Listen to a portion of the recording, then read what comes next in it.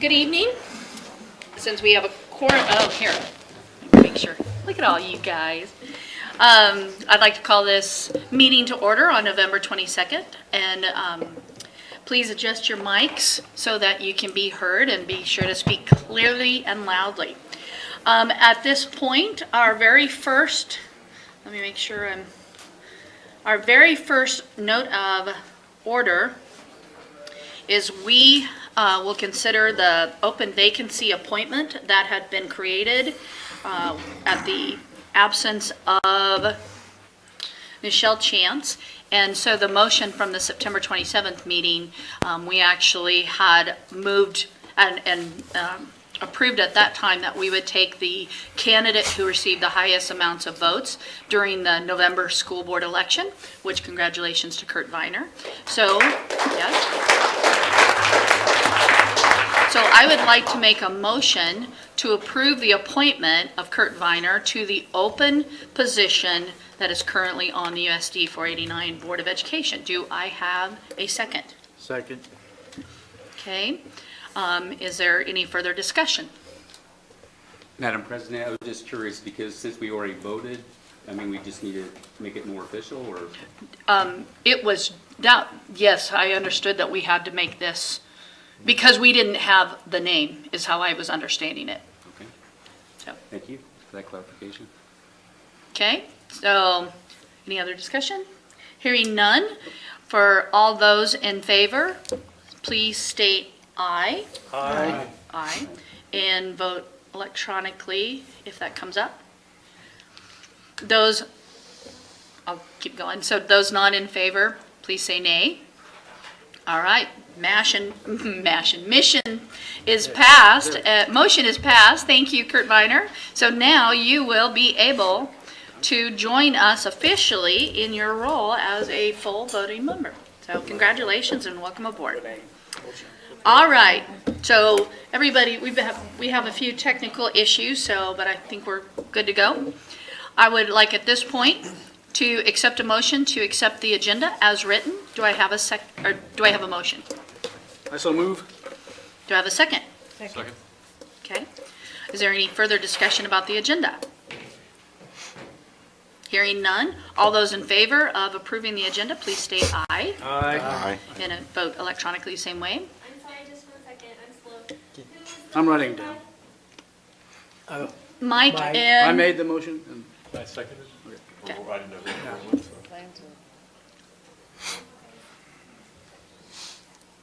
Thank you very much for all you're doing, Renee. So all those in favor of the agenda, please state aye again and vote accordingly. Aye. Aye. Got it. And then those opposed, state nay. All right. Motion passes. So I like to begin with this reminder about our mission for USD 49, and it's of course on the wall, but just to keep everybody with this at the heart of our work tonight. Our mission is to provide a quality learning experience for every student in every classroom and every day. The consent agenda for tonight's meeting, it has been posted publicly online. Do I have a motion to approve the consent agenda as presented? Make a motion to approve the consent agenda as presented. Got Lance? second. Okay, we got a second.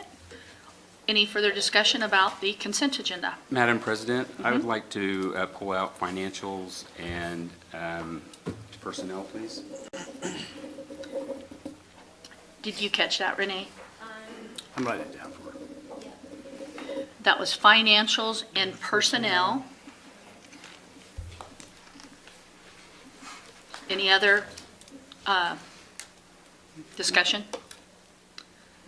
With those removed, do we have any, I'm sorry, I'm really moving forward. Well, here, let's go ahead and vote. All those in favor with those changes, please state aye. Aye. All opposed, please state nay. All right.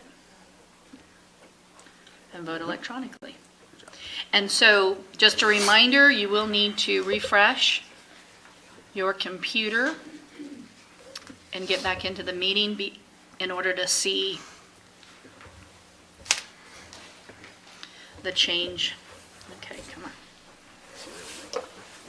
All right. Very good. So moving forward, I understand we have some recognition. Let's get to that. Ron, take it over.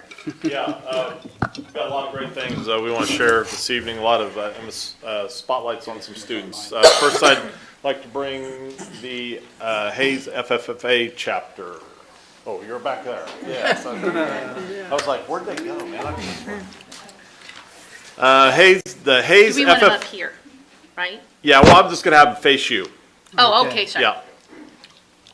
The Hayes FFA chapter recently was awarded the 3-star national designation for the FFA chapter, for their FFA chapter at the National FFA Conference in Indianapolis. This is the highest award that an FFA chapter can receive. And this is the first year that the chapter has received this award. The Hayes FFA chapter is sponsored by Nicole Winter. So I'm going to have Nicole share, or students share whatever they'd like to share. Well, good evening, everybody. We are the Hayes FFA chapter, or officer team. My name is Ross Eckroat. I'm a senior at Hayes High and the chapter reporter. This year, on our way to Indianapolis, we took a few tours. Our first stop was at Bonner Springs, Kansas for the National Ag Hall of Fame and National Ag Center. From there, we went to Columbia, Missouri to Jim Dudley's Quarter Horses, where a quarter horse ranch where he breeds and trains quarter horses. After that, we stopped at St. Louis for the Arch and the Arch Museum, which was really neat. I don't think some of us will be going back up it, though, if we get the chance to. And finally, our last tour was at Beasley's Orchard in just outside of Indianapolis, where we learned about agritourism, different ways that they have expanded throughout the years to make themselves bigger, but also promote agriculture in their local community.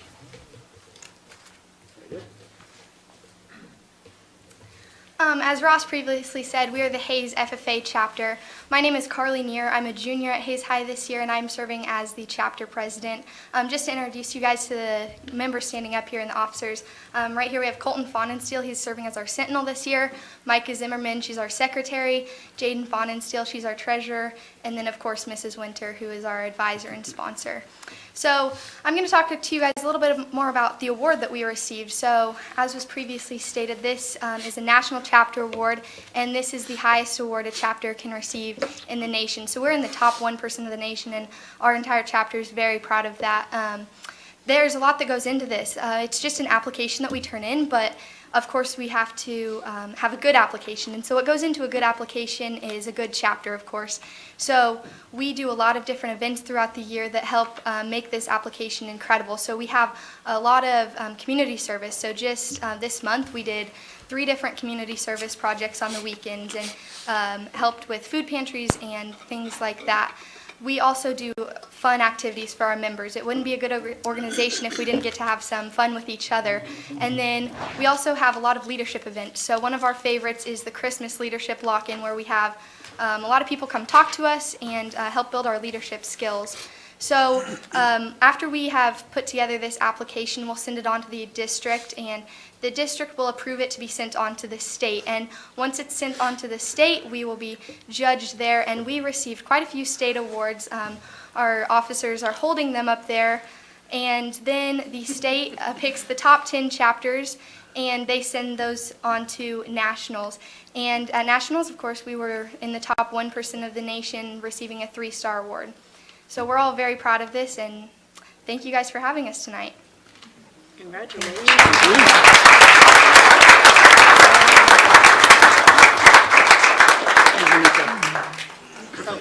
Yes. Go to the newspaper.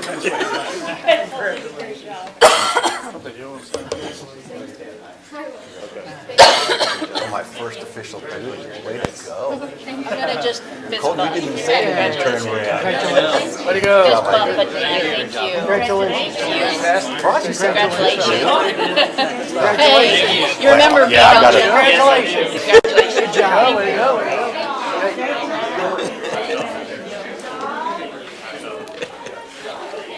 Let's go do this stuff again. Yeah. Let's get it together.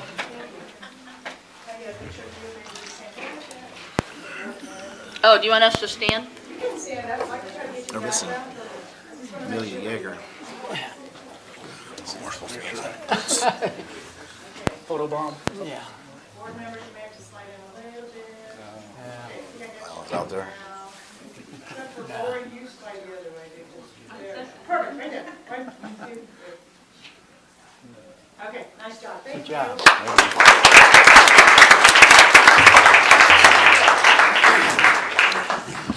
Okay, our next group is the Hayes High Band.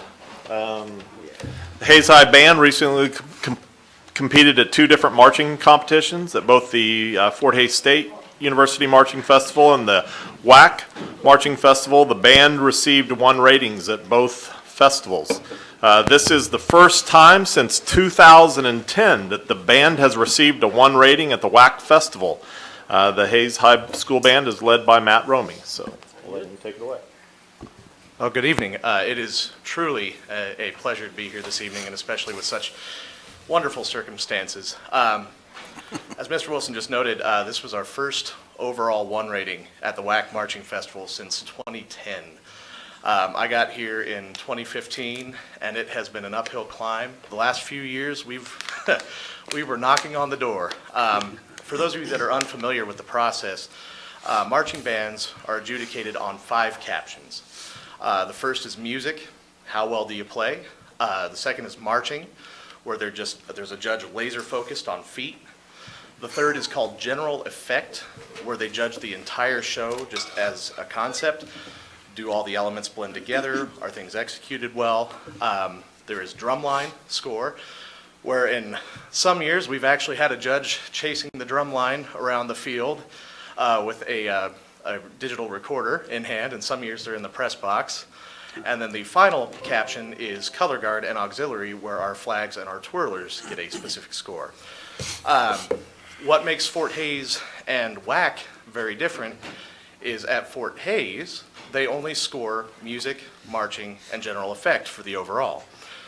Where at WAC, they score it competitively, where everything factors into the overall, and it's much, much higher stakes, much more quickly.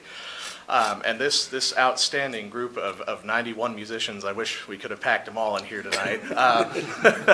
I mean, they rose to the occasion beautifully. I mean, it was probably, I don't think an exaggeration to say, one of Hayes' strongest shows in a long time, not just since I've been here, but I think this marching band was really, truly something special. It was fun to work with them. You could just tell from day one that there was just a fire, right? There was just a hunger.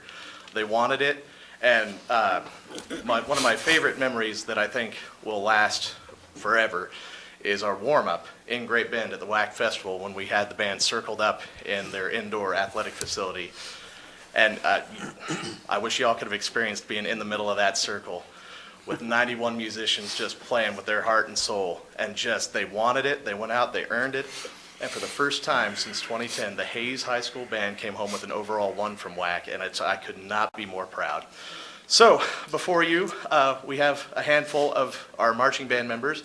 Alex, if you don't mind, I'll just go down the line, have you introduce yourselves, tell them who you are and what your role was with the band.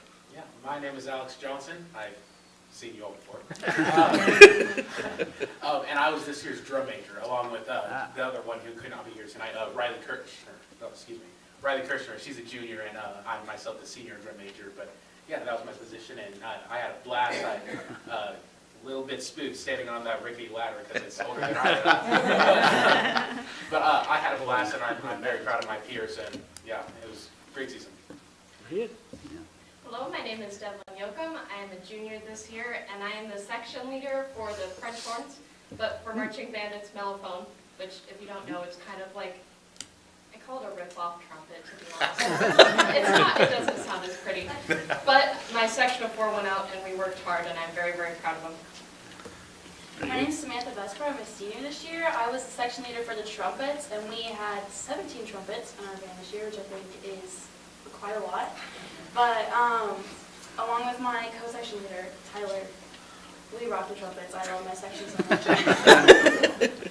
Yeah, so my name is Tyler Salday. I am Sam's co-section leader. Like she said, we have a bunch of trumpets this year, so we just kind of, As FFA would say, we really wrangle the steers. And we keep them all in check, and we have a lot of fun. I like to mess with Sam a whole lot, and we like to give Rome a little bit of crap every once in a while. It's been a fun experience. I'm Dustin Rasky, and I was the trombone section leader. And these were probably the best trombone section I've ever played with at Hayes High. They're just really good top to bottom, and I'm proud of all of them. And we give Roman some crap too. Are you seeing a theme?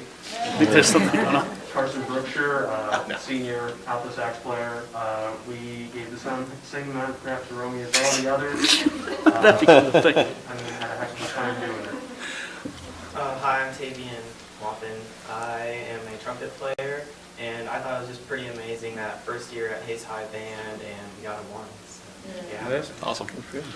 So the last thing I'll say before I leave this, there are a few thank yous that need to be issued. One, to my left, Ms. Shelby Higdon here, came on 4 years ago? 5 years ago, as our auxiliary coach, where we didn't have someone in that position. It was entirely student-led, and every year, under her guidance, that color guard improved 1 overall rating each year.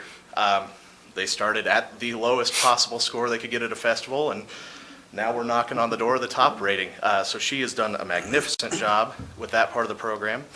Mrs. Renetta Dawson, who could not be here tonight, is just my right hand. If you've ever had the chance to watch a high school marching band rehearsal, I'm up in the stands keeping a bird's eye view on things, and she's down in the trenches. She's got charts in hand, she's got a whistle, she's keeping things going, keeping them accountable, and between the two of us, I mean, it works really, really well. And lastly, our new principal at Hayes High School, I don't know if you're aware of this, but is also a phenomenal drummer. And so he has been our percussion tech. And so with that team and these leaders before you and the ones who could not be here tonight, it made the band what it is, and it's the reason we were as successful as we were. So very proud, lots to be proud of, and lots more yet to come. Looking forward to it. Congratulations.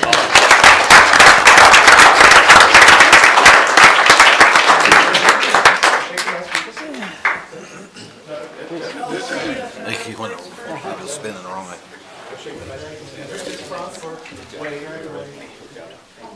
Congratulations. Congratulations. Congratulations. Congratulations. Mr. Jeske, how are you? Good job. Good to see you. Congratulations. Good job. Congratulations. Dude. Congratulations. Congratulations. There you go, Alex. Congratulations. Good job. Good job. And you married? Congratulations. Congratulations. There's 2. Congratulations. I had 3 drum on 1 telephone. Thank you. Good job. We're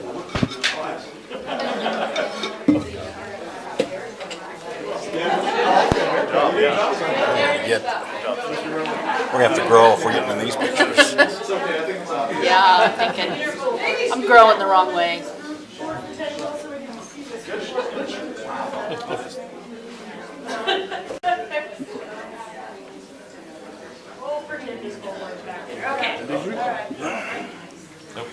Oh, we're not. Who else is getting it?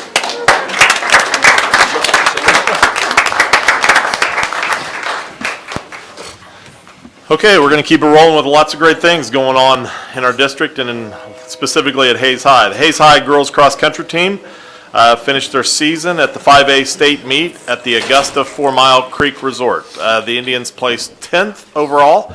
Hayes High girls cross country is coached by Gerald Harris, and they are Perfect. And you'll look our way. Way to go, For now. Albers. Thank you guys so much for having us here tonight.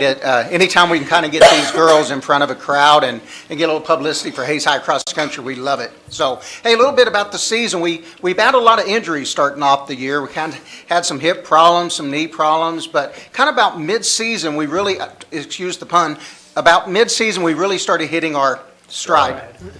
Yeah, you guys knew that was coming.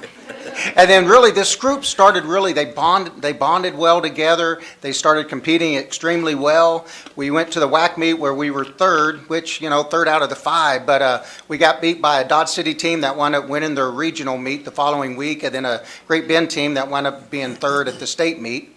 And then we wound up going to regional the next weekend, and the top 3 teams qualify for the state meet. And we were fortunate enough to be 3rd this year, where we were 4th last year.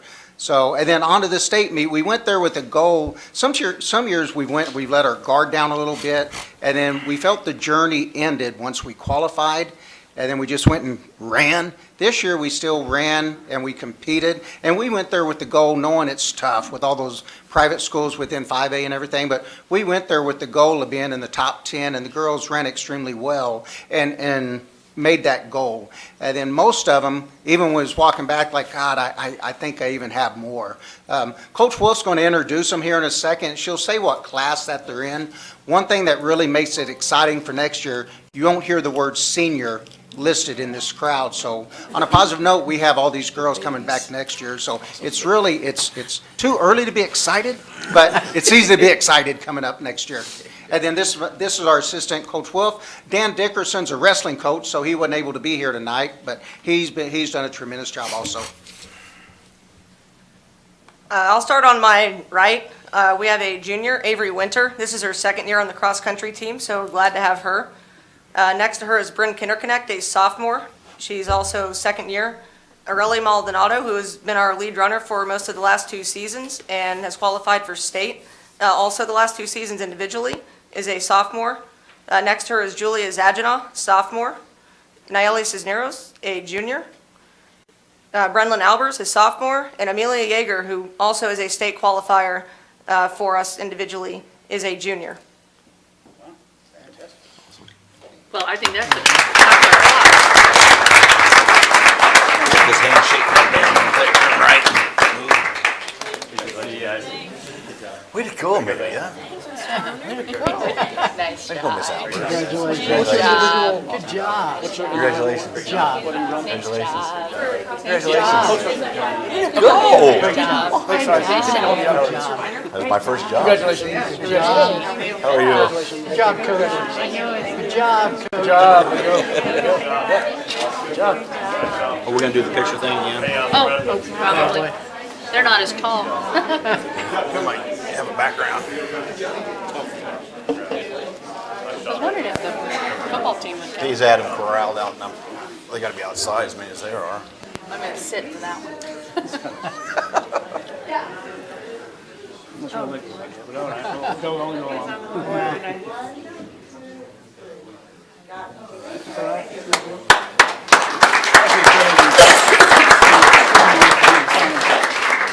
Whatever we did before. I almost wasn't in the picture. I know, but I got there. The Hayes High Indian football team recently finished their season with a record of 9-2. They finished their season as one of the top 8 teams in Class 5A. This was just the 3rd time in Hayes High football program history where Hayes has played 11 games in a season. The other 2 seasons were 1993 and 1984. The football team is coached by Coach Tony Crow.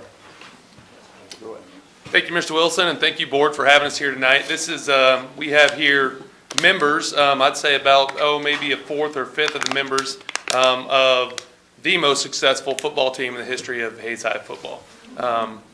Hayes High football, the historians, Dustin Armbruster, who is our historian, takes his history back to 1923, as far back as he could find the history of Hayes High football. And this group in front of you, along with their teammates, was the 9th team in the history of Hayes High football to win at least 8 games. As Mr. Wilson said, some other things there. There have been 10 playoff wins in the history of Hayes High football. This team right here in front of you, along with their teammates, notched 2 of those wins this year, 2 playoff wins. Also won as sophomores, these seniors did, and I'll get to that in a second. Since 1995, this was the furthest that a Hayes High team has went in the playoffs, which is the quarterfinals, which is the round of 8. A team sport, most team sports that play at a state tournament, 8 teams go to that state tournament, and that's where this team was at this year in the quarterfinals. The year 1995, when they went to the round of 8, the quarterfinals, there was 2 less rounds in the playoffs that year, so they won less games, but went just as far. And then, as Mr. Wilson said, the winningest team most successful team in the history, we believe, because we were one of 3 teams to play in 11 games since it was 1984 and 1993. Those 2 teams played in 11 games. This team also, with these sophomores, played in 10 games their sophomore year. So again, these are a lot of the teams that's here today. We have a lot of other teammates that are wrestling, that are basketball, that are at work. Wrangling 80 is kind of tough, but these are the representatives here. If you're seniors, please step forward, would you, towards the board? Seniors are here tonight. The seniors are here tonight. Let's start down here with Britton. Seniors are here tonight. Go ahead and introduce yourself. Hi, I'm Britton Real. I'm a senior. And your position? I play the defensive tackle. I'm Asher Thomas, and I play defensive line. My name's Jordan Roney. I'm the running back. Jaron Canick, and I played quarterback this year. Wyatt Cran, I played free safety. Don't get a linebacker. Gavin Myers, middle linebacker. And thanks guys. We had 15 seniors on the team this year, and this group of seniors, just to kind of let you know what they've done. This group of seniors, we believe, is the winningest group for their 4 years in high school. As a group of seniors coming through, they are also the only group that has won multiple playoff games, and they've won 3. As their sophomore year, they had a chance to win a playoff game with that senior and junior group, and were very key contributors. A lot of these guys were, and then they went ahead and won 2 this year. So we believe that this is the most successful team in the history of Hayes High football. We are very proud to be a part of it, be a part of Hayes High, and represent this community. And we think that these young ones did a great job of that, and they're all on to bigger, better things. And we're hoping next year we can come back with maybe a couple rounds further. So thank you so much for having us tonight, and we are proud to represent the community of Hayes and Hayes High. So thank you very much.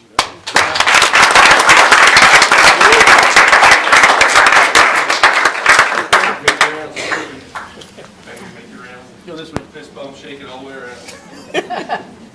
This way, Derek. Follow Ashley. Get the quarterback in front there. Thank you. Nice job. Thank you. Congratulations. Good job. How are you, Mr. Young? Congratulations. Good job.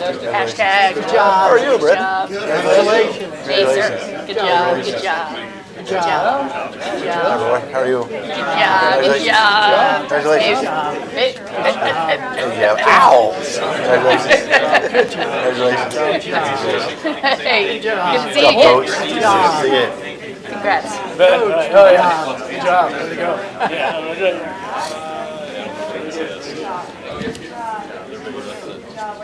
Oh, yeah. Oh, I was looking at that. Oh, yeah.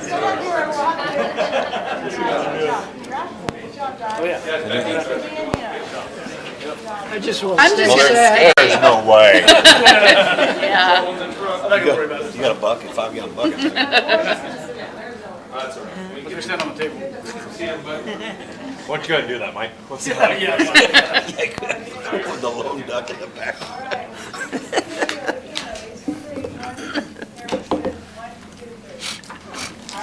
Thank you, guys.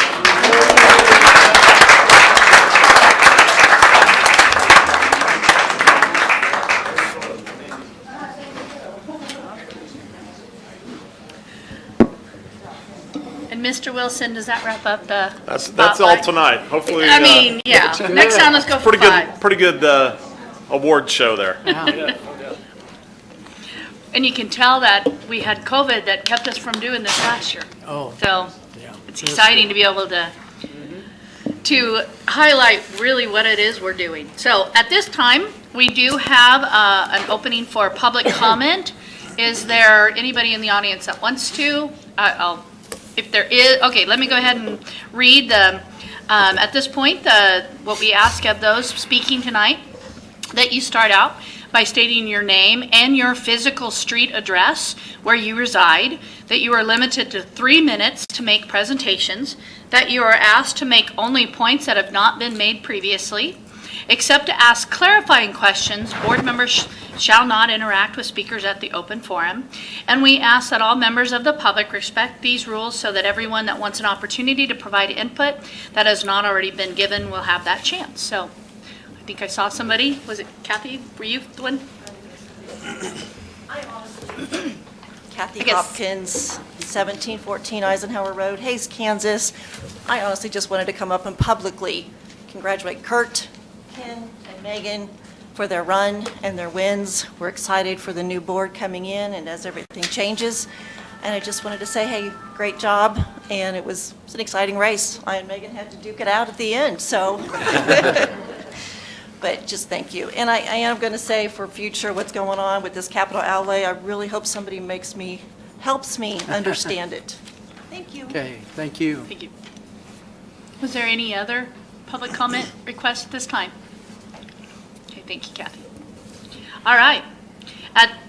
As we move on, there are some district communication items, and I believe the first is with Shanna Dinkle, our Assistant Superintendent. Is this for you to?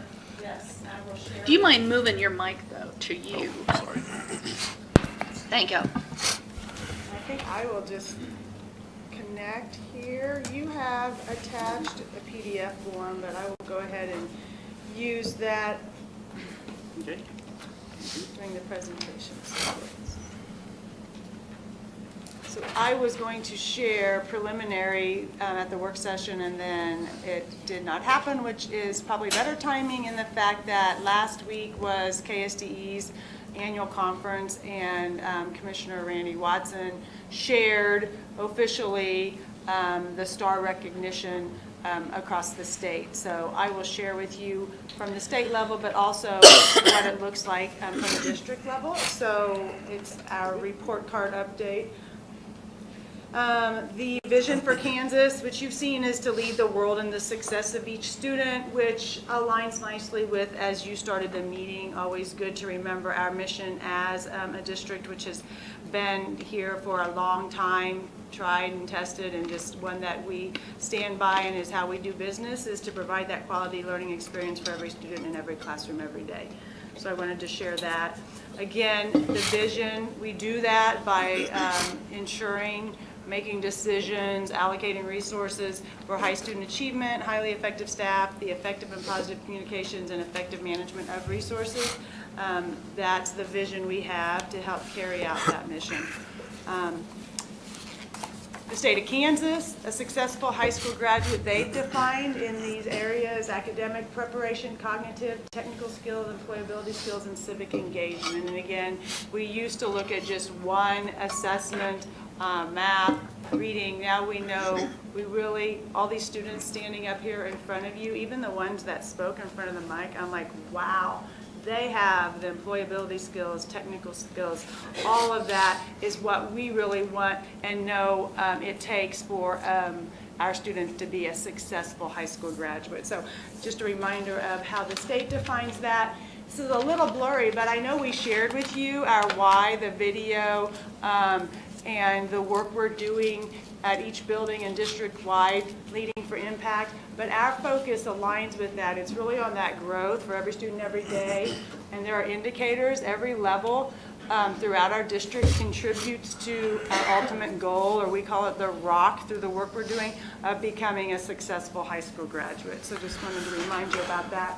A little bit more about the ROC. This is an image that I wanted to share with you that comes from our work with TAS and MTSS and Leading for Impact. So the ROC, the successful high school graduate, we're going to look at some big lag outcomes, those outcomes we look at just annually, wait till the summative, they're kind of a comprehensive test.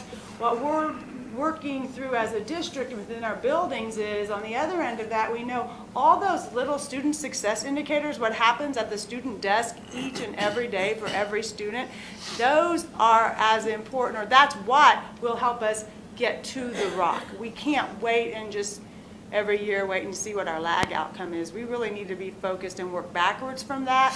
What needs to happen with each student every day, and then how will we measure those in 6 weeks, 9 week cycles to make sure we are moving that ROC in the end. So it's kind of a leverage point. So I wanted to share that if you hear terms like lag measures, lead measures, that type of thing. Any questions about that so far? Anybody else want to jump in? No? You're good? Okay. One thing I did want to update you on is, so we are in year 4 of 5 for our KESA, the Kansas Education Accreditation System.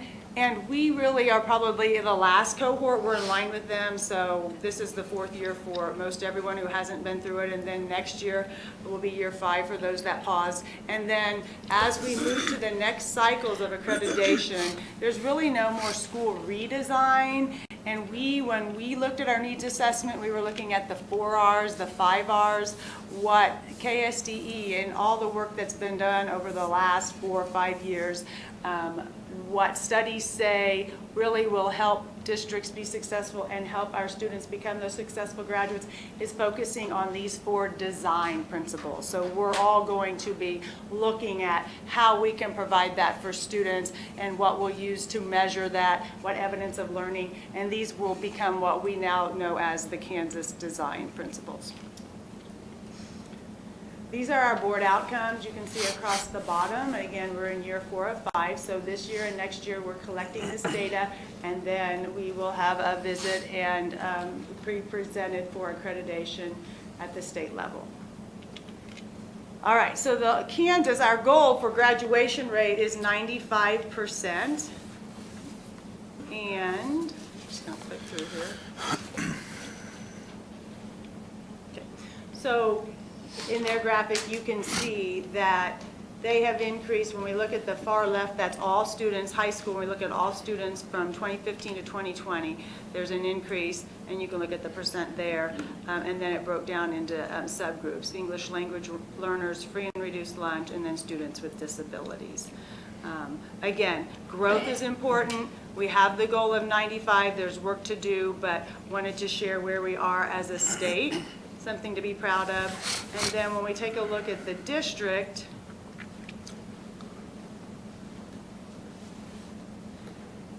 and I'm not sure those, the numbers behind the green may have carried over from the last slide, but I put down below where we started in 2015 at 86.5, and then we now are at 91.1. So I'm seeing now that those little individual bar graphs carried over, but ignore that, and you can look at the range. So all of our students in 2015, our graduation rate was 86.5. In 2020, it was 91.9. So we are heading in the right direction there. And if you take a look at English language learners, free and reduced, we've also seen increases, which is good. And then on the SPED, there are 2 ways to look at graduation rate: 4-year and 5-year cohorts. And when I looked at the 4-year, there was a decrease of 10. And in looking at the 5-year, though, we had an increase of 20. And Kyle can speak a little bit more about that. But oftentimes with our high school students who are identified, there's an extra year that they're given to achieve the high school graduation. There's a transition year. That's something that's worked out through the IEP teams. So in visiting with Kyle, he felt like that was a better predictor, the 5-year. So I wanted to add that. Yes, yes. Nothing else really. Okay. I have a question. What happens if they move? They start at freshman when you're counting? Yeah. What if you lose them in the? If they move, we still look at when they started their freshman. They're still in a cohort group. So then whichever school district that they transfer to, they become part of that group. So when we get new students, it would be what cohort group they would be in. So we would want them 4 years after they start. That's the 4-year cohort. Yeah. And then just going to click through these. So one of the things we look at is that post-secondary effectiveness. So we're looking at 5 data points. You can see with the bar graph at the very bottom is the effective average. So over the last 5 years, the state of Kansas, we've increased that by 6%. And our goal would be 70 to 75%. So we want a graduation rate at the very top. You can see that graduation rate 95%. We want 70 to 75% of those students when they graduate go to some post-secondary certification where they can then further their education to be employable and work in the community. And then as far as our numbers, you can see we were at 47% for the 2011, 2015, and now we're in the 67.9%. So if you look at, there's a 5-year success average, and then they use that plus the graduation rate to come up with our 5-year effective average. So in summary, we've increased by 20.9% in 5 years, which I did the math a few times. But again, I think that's just really focusing and having those individual plans of study, talking to kids, helping them understand how important it is to be ready to have a plan after graduation, post-secondary effectiveness. So very proud of that. Questions? So that just gives you a little history. One of the things through the different outcomes is the state board came up with different ways to recognize districts, and these are the different possibility of levels for, and I'll go through some of the different ways you can earn a star recognition from the state, but it starts, some obviously don't get any recognition at every level, but it goes from copper to bronze to silver, gold, and then there's even a diamond recognition. So to take a look at that a little bit more, you get to the diamond level by receiving gold in all of those outcomes listed there. So that's where the diamond level comes in. But we're looking not only at that one assessment in the spring, we're looking at our social emotional data, how are our kids doing. We use Kansas Communities That Care survey for that. We're using a Sabre as a screener now through FastBridge, where students answer questions about themselves socially, emotionally, mentally, and then teachers also answer from their experience and relationship with the students. Kindergarten readiness is an area which we've talked about. Individual plans of study, starting that early on, middle school, if not elementary, as far as exploratory. And then the green in the middle are the state assessments we take in the spring. Civic engagement is important as well, and then our graduation rate and post-secondary. Those are our outcomes that we continue to measure and work on. But again, talk about what are the little things we can do to really move those in the direction we need them to go. All right, so as far as graduation, I'm just gonna finish the screen. So copper level is if your graduation rate is between that range, and then it goes to bronze, silver, and gold. So we will be awarded or have been awarded the bronze level for graduation rate.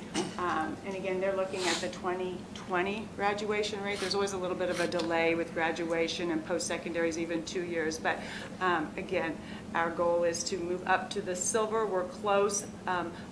But that's important, that graduation. And again, we know everything's tied to the relationships, taking care of kids socially, emotionally. One of the things our high school has done for a long time is recognize that students who are involved in things are most likely to stay in school and graduate. So those kids that we saw and the many that couldn't come tonight, having them involved and having a wide variety of different things for students to become involved in our schools is so very important. So thanks for all you do to help support those programs.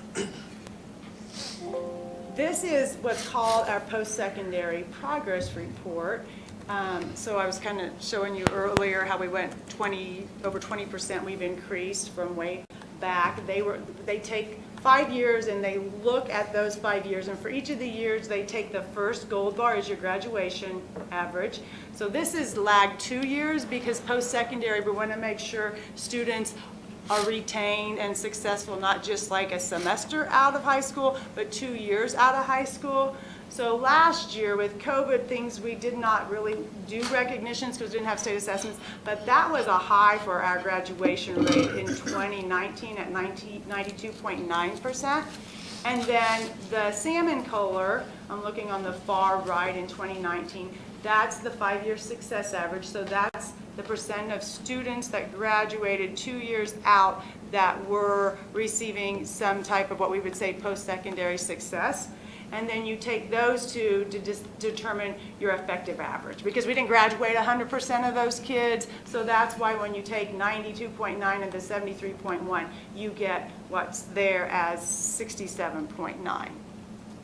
But over on the far right, that average of 60 is taking all 5 years of that and averaging it together. So there's a lot of different data here, but I wanted to make sure that I was able to explain that to you, because I questioned something even to the state today when I was looking through this, and I'll go over that on the next slide. But at the bottom, just to make sure you understand that the graduation rate, like we talked about, is the 4-year adjusted cohort, and then the success rate would be a student must meet one of the 4 following outcomes within 2 years of high school graduation. I know the print is small, but you have it on a PDF in front of you. But it says students can earn an industry recognized certification while in high school, students earned a post-secondary certificate, student earned a post-secondary degree, or student is enrolled in post-secondary in both the first and second year following the high school graduation rate. So that's how we know you can be successful by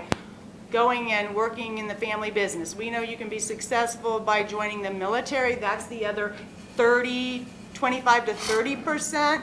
That makes up 100%. We're looking at the target is for jobs, and what the workforce needs is 70 to 75% of our students to meet one of those 4 criteria for the growth of the Kansas economy, our local economy. So questions about that?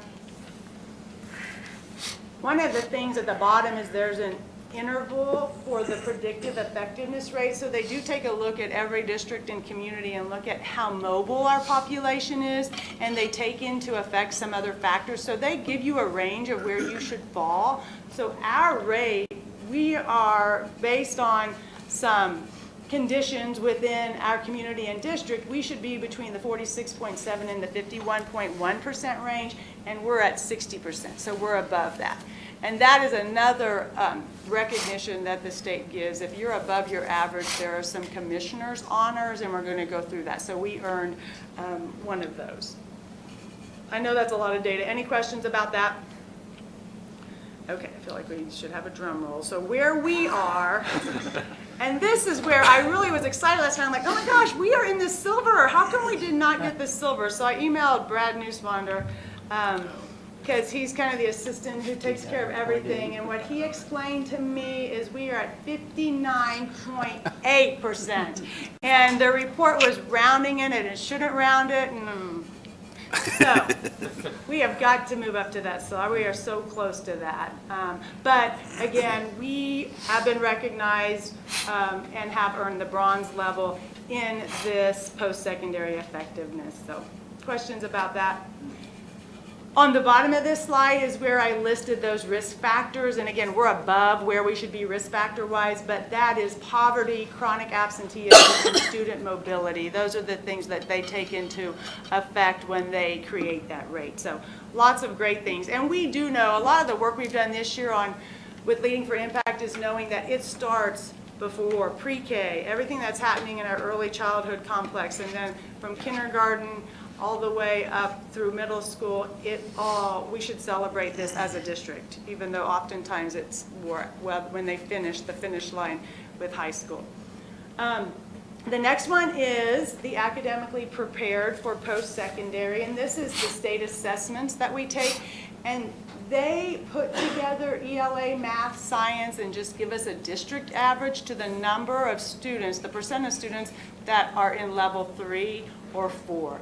And years ago, we had educators come together and determine, all the different level 1, 2, 3, and 4, and we set the bar high. So there's not been talk about lowering the bar. We just are going to keep moving to move kids up to those levels 3 and 4.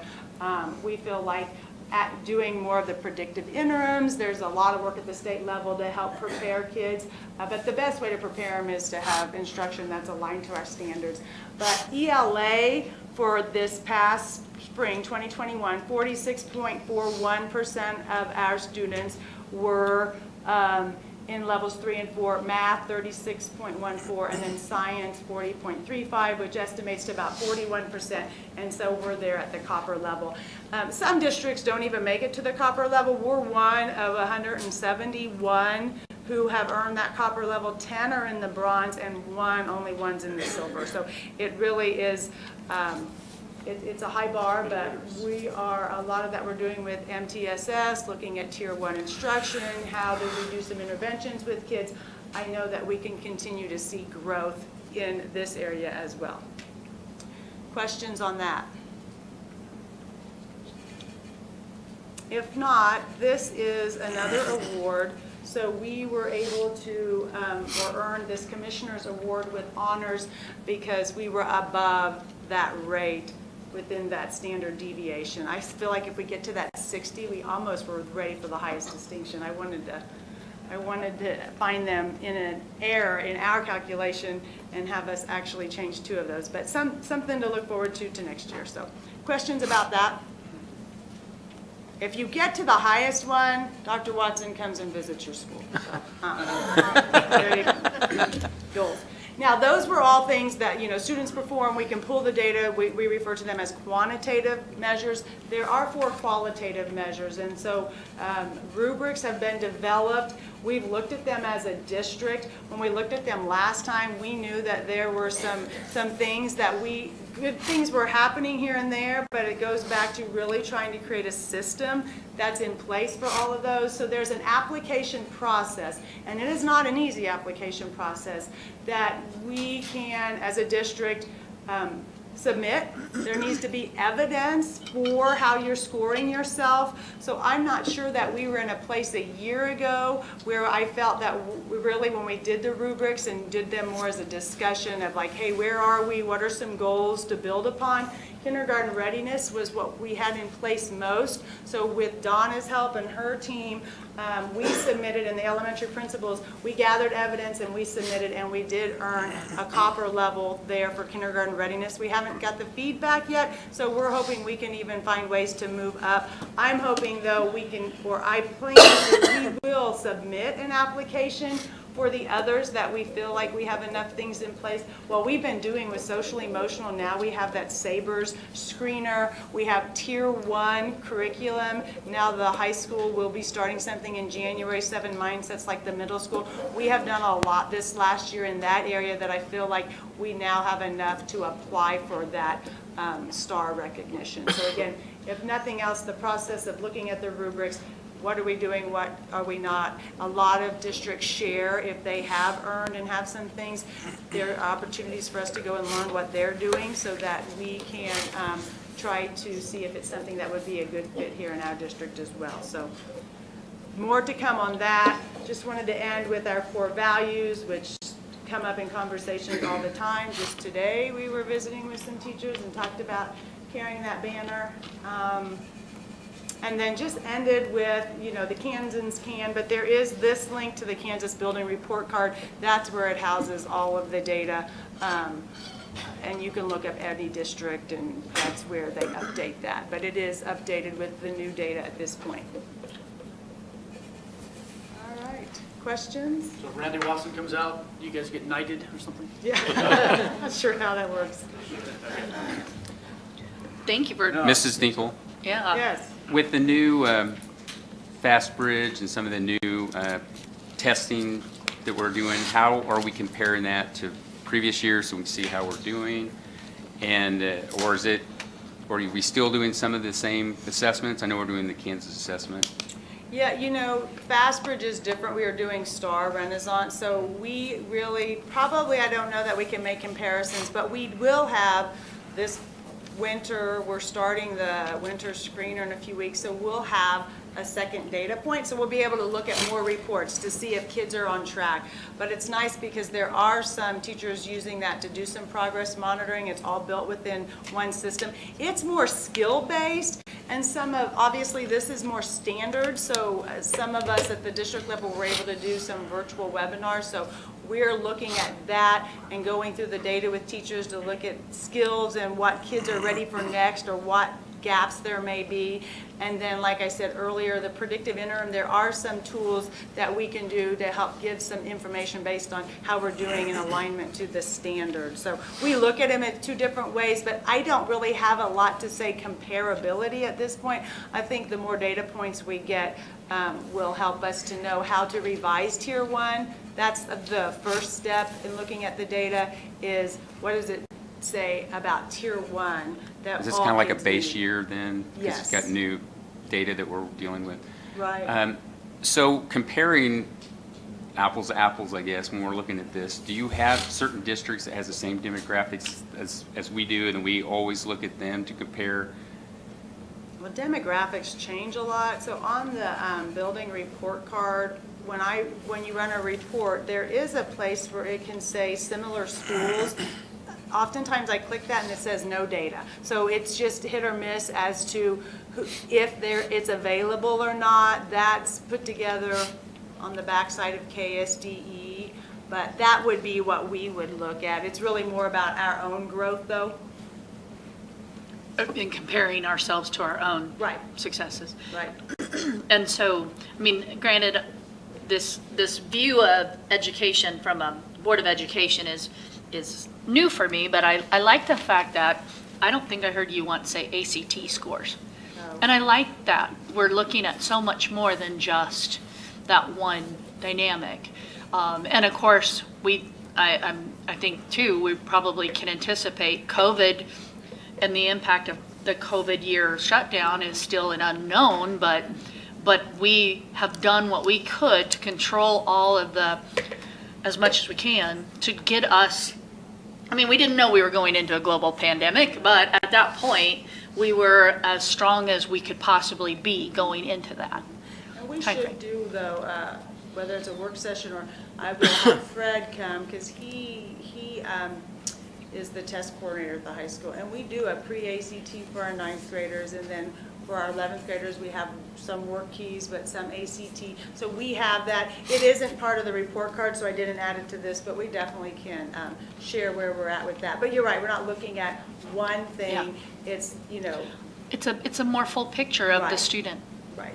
and their learning environment. Thank you for all that you did on that.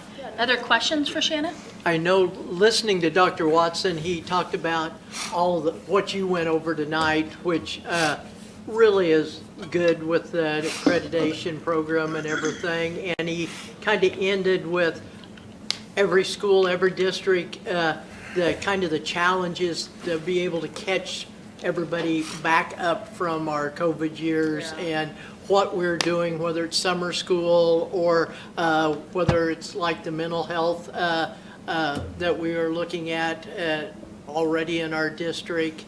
And just kind of one thing to add to that, I was really discouraged today listening to Nebraska is looking at doing their governor is asking to do away with their state board of education. And I cannot imagine our legislators running the state education system as well as our state board does. Right. I had not heard that. And we are, you know, it's early, but not too early to start talking about added support, whether it be summer school, what that looks like at the different levels, but also, you know, we talk to principals about after-school tutoring. Do we go back to providing that throughout the year when needed? And so there are, again, we rely on our building admin who work with teachers. They know best what kids need, so we continue to brainstorm and ask those questions. One thing I did catch in there, and just speak up if you have an opportunity, with our students that are out of high school, that 5 years, I cannot believe they don't count the ones going into the military. Yeah. Because we're talking about civic education, and I know we have a number of our kids that are going into the military, and they are getting a ton of training going into that. The problem is, it's not that we don't want to count them. The military, you know, because of the military thing, they will not release that it. data. So we don't really have any true data to. Okay. We all know in our communities probably who's in the military, but it's not true data. Okay. So that's why. And again, they're part of that 25, 30% that we know are successful. It's just not captured in, We know they're moving on, but. And earning certificates and all that, yes, right. How many of our district employees were able to go to that conference, the KSDE? Oh, I just had a few ask requests, so it was all virtual. I don't really know. It was all virtual? It was all virtual. Okay,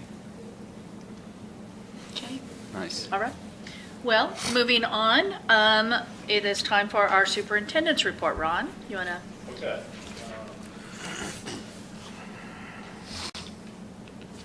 And Renee, I gave it up. He's doing it, sorry. Wow. Yeah. Yeah. Okay, the first part of just my communications, I want to share with the board a little bit what we've been working on with the bond planning. And we're trying to, once again, we've done a tremendous amount of work on the bond vision committees with our community as well as with our educators and with our administrative team. And we've spent the last couple sessions working on how to kind of build a scope of work and looking at our needs and what our future and what we see. And so this survey that we have been working on it will be planned to go out here in the 1st of December to our community. And once again, just another layer to get feedback on what they're feeling. And so I wanted to share, I'm not going to read, we're not going to go through every question. I'll just, if you can kind of, you actually have a PDF version, but I'm showing you the actual survey and what it will look like. This is just information of, you know, where your kids may go. And then just general questions, just how much do you agree with each of the following statements about our facilities? Do they support current? Do they support the future? Just are they modernized? Are they safe and comfortable? Are they adequate to meeting our mission? If you look at all of those. This one is, once again, just some more, how do you agree, strongly agree? The learning needs of are different than when they were, when many of our facilities were built. The learning needs of our students, you know, are rapidly changing, and just recent changes in technology have affected our facilities. And these are just general questions that we're going to get some feedback on. To what extent this is just the quality of the facilities is keeping pace with the quality in other districts, getting some feedback there. Difficulty in making, about investing in Hayes USD 49 schools, and is it a priority for our community? And the Hayes community can meet the challenges of providing school facilities that will help prepare students and so forth. The real area I really want to share, and I want to get to the scope of work, where we're going to start to get some feedback on some of the scope of work that's been put together. So here on number 6, to what extent do you agree with exploring? And I wanted to share this with the board. These after working with, and this has been with the community group, with the an educator group, with the administrative group, and then when I say educator group, that was every educator in USD 489 that had the opportunity to weigh in on this. And so there were themes that rose to the top, and many of you are in those meetings, so you have been a part of this. And when these things are listed, this, just to clarify, this is not what we're doing. Can I say that louder? This does not mean that we are doing this. These are just what has risen to the top, and we're asking for feedback. So I didn't want anybody to think that we're closing Lincoln. This is an option that has been thrown out. Close Lincoln Elementary School and relocate students to an expanded, updated elementary schools is one of the options that has risen to the top. Repurpose Hayes Middle School into a 6-section elementary school and move Wilson students, and I would say that it probably needs to be reworded. We thought about this just last minute. Probably needs to say move Wilson and Lincoln students to repurpose middle school to fill that. And once again, this hasn't gone out yet. We're still tweaking everything. Build a new middle school is one that has come up quite a bit as a possibility. Repurpose Hayes High School into a middle school and build a new high school is also a theme that has risen to the top as a possibility. Build a new auditorium at Hayes High School, of course, that's been pretty consistent with all the groups. One thing that has also is moving Rockwell offices west side and other learning services to Wilson Elementary School. Should that be a part of it? And then just general, updates to all schools providing adequate space. I think one of the themes that has risen to the top is that we have all realized that space is our number one priority. We don't have enough space in our schools. And so that is, of course, just some feedback that we'll be sending out. We'll ask, some patrons to give and prioritizing, what they might think is the most important. And so, you have any questions on that? Most of you have been part of those meetings, so you have seen all of this in terms of those themes. This will just be one way of several ways we're going to get input from the community. Just another way. It does not mean that we're doing any of these. Just means that these are, as we've talked to a lot of people in the community and in the schools, these are things that have risen to the top. And now we're just trying to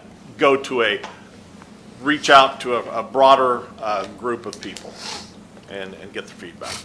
I appreciate, Ron, that this is really a survey trying to focus as much on need and not as much on the dollar. And so thank you for doing that. Furthermore, can you just share, we're obviously going to be sending this survey out, but can you share the routes of how it'll be distributed? Well, we'll have the opportunity to, normally how we send out things on our Thrill Share account, we notify patrons, families in the community. We'll be sending, just kind of blasting it out there, and of course, you'll have the opportunity to, wherever you're at, if you have any social media presence, you will see this opportunity come to your device. So it won't just be the parents and No. those affiliated No. or employees. No. It'll go to the general Yeah, we'll have it public on our as well. Facebook account, our And it'll be on our Instagram. website, right? Yeah, on the website, of course, Twitter, everything. So, and once again, it's you won't have the opportunity to continually vote. Not that anybody would, but it's You get one once chance. one vote per device. So, and it was kind of tricky because I had to figure out how to do that, so I didn't actually vote, and I don't get counted. So I could show it again and again and again. So.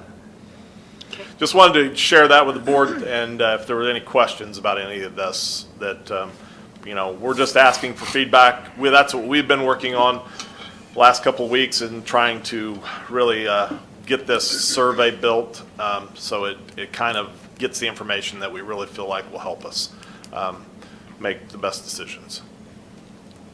Okay? Thank you. Just some other things. I'm going to disconnect.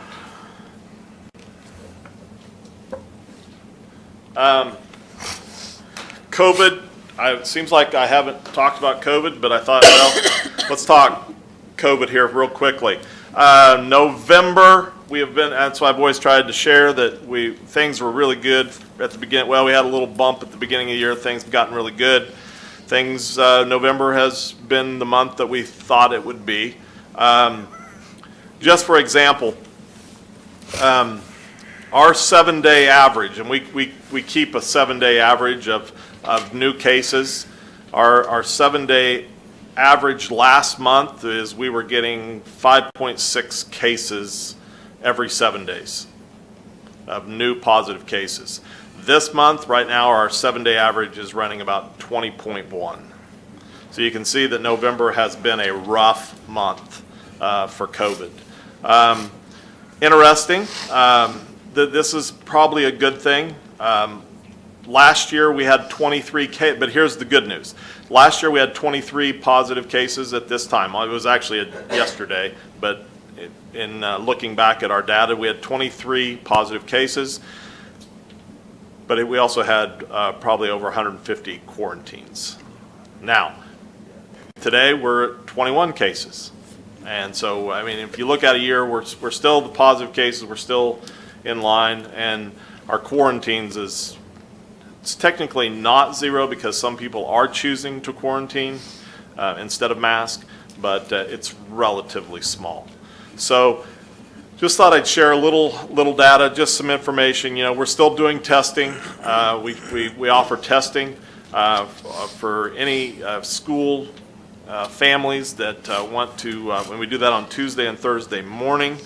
And I think that's been successful for some in letting get, just so if they need to, otherwise they may have to make an office visit or to a doctor. This is free for them. We're in the influenza season. The good news yet, and I just verified this with our lead nurse, Jessica Rowe, and she said we have technically do not have an influenza case yet in the district, which is really remarkable. And that's the other piece that we're really nervous about, because they have been telling us the influenza could be really a tough role with COVID, meaning both of them together. And last year we were very good with almost no influenza. So, and we're once again, we're on the local call. I think the local pediatricians are working on putting together a vaccination clinic for kids, and we've had lots of kids in our schools get the vaccination, and so I think once again it's the more we can get people some barriers to protect against it, it's the further down the road we can get. So just wanted to share some information with you on COVID. Ron? Yes. While you're on COVID, I'd just like to, whether you agree or disagree, Jason Kennedy, I see, is stepping down. He has done a tremendous amount of work for not only the county, but I know for the school district with all of that. So I appreciate all his time and efforts and his expertise on that. The good news is Jason is going to stay with us currently as a public health officer, and so we'll continue to work with him throughout the remainder of this year, or well, for the most part, the remainder of this year. I don't know exactly. Springtime is what he has informed us is when he'll maybe not do that, but he'll be with us for a while. So okay. that's and he has been a very helpful participant and part of our group. So we do appreciate that. Just also on Bond Vision, we're December 1st, 5:30. Once again, we'll be here where it'll be a combined meeting for our community people that have been a part of our group, as well as the educators. And once again, we're just working through this information. December 15th is we're looking at being the date that we will have a community feedback. We're planning to hold that here at the auditorium here at Rockwell, and it will give an opportunity for the community to come, and by that time we're hoping that we'll have, the goal will be to have that survey sent out, have results back, and we'll have information, and then we'll talk more and give community to physically come in and give comment to some of those plans. So just another opportunity for the community to weigh in and give feedback. Did you say what time that is? Tentatively, we have not set the time yet. Still, I got to figure out with the Kansas City crew, the DLR, exactly when they can, when that will work for them. And what day was that again? December 15th. That's a Wednesday. Okay, thank you. Just also, the new board member orientation. We met with the 3 new board members on Friday afternoon, and had a good time with just talking through things and trying to figure this whole role out. I met with Tammy and Craig, and as well as the 3 new ones. On Saturday, we spent the day at the venue here in Hayes with new board member training with KSB, and that was good. And we welcome Kurt tonight, and we'll welcome Ken and Megan coming on January 10th. I think just on the board self-evaluation, I think hopefully we had 100% participation. I sent that email out. Hopefully everyone filled it out. Gary Seacrest will be here on the 13th of December to give feedback to the board. And then also have set dates for that community strategic long-range planning. We have designated February 24th and March 8th as the dates that we will meet and will be with the community, just so you can start planning, and this would be for all of our board members. Each board member will identify 5 community participants and ask them to attend, and that will give us a large share of our group. If each 7 board members, everyone divides 5, that'll be 35 plus the additional board members and administration. That'll be part of our group.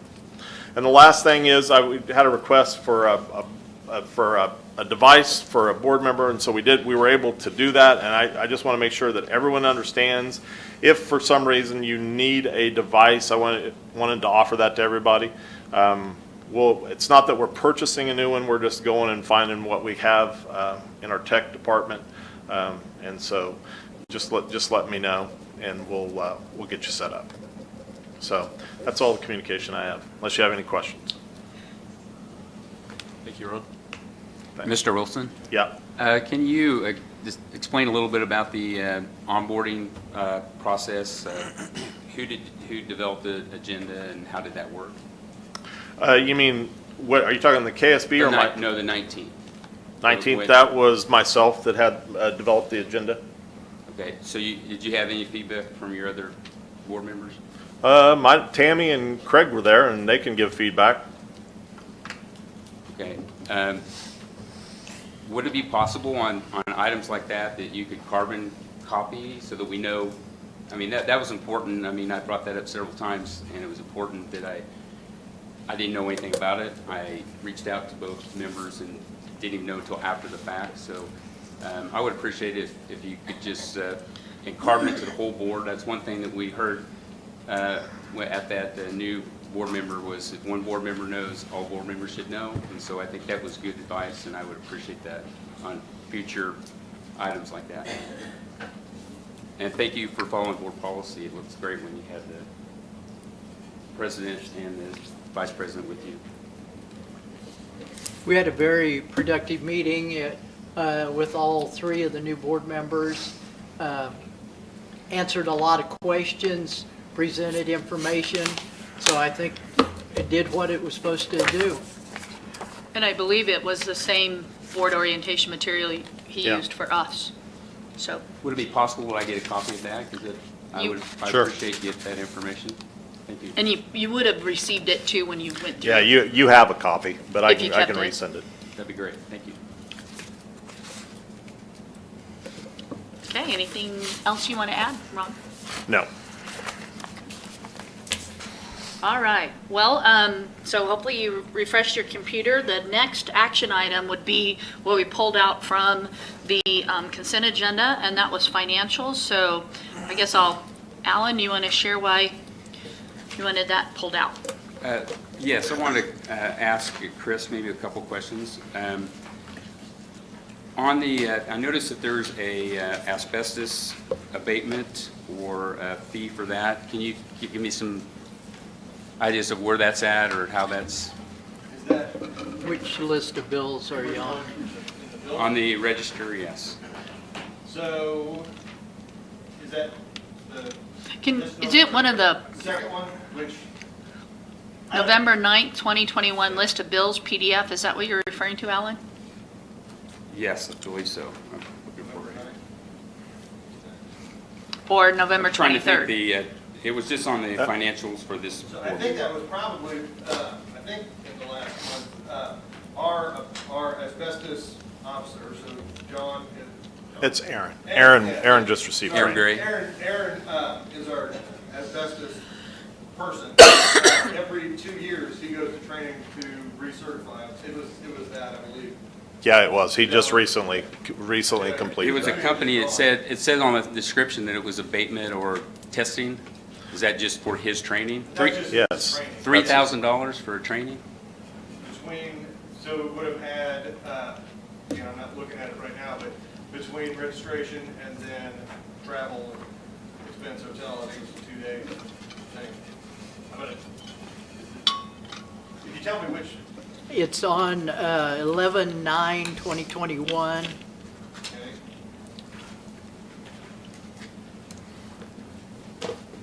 Which one? How far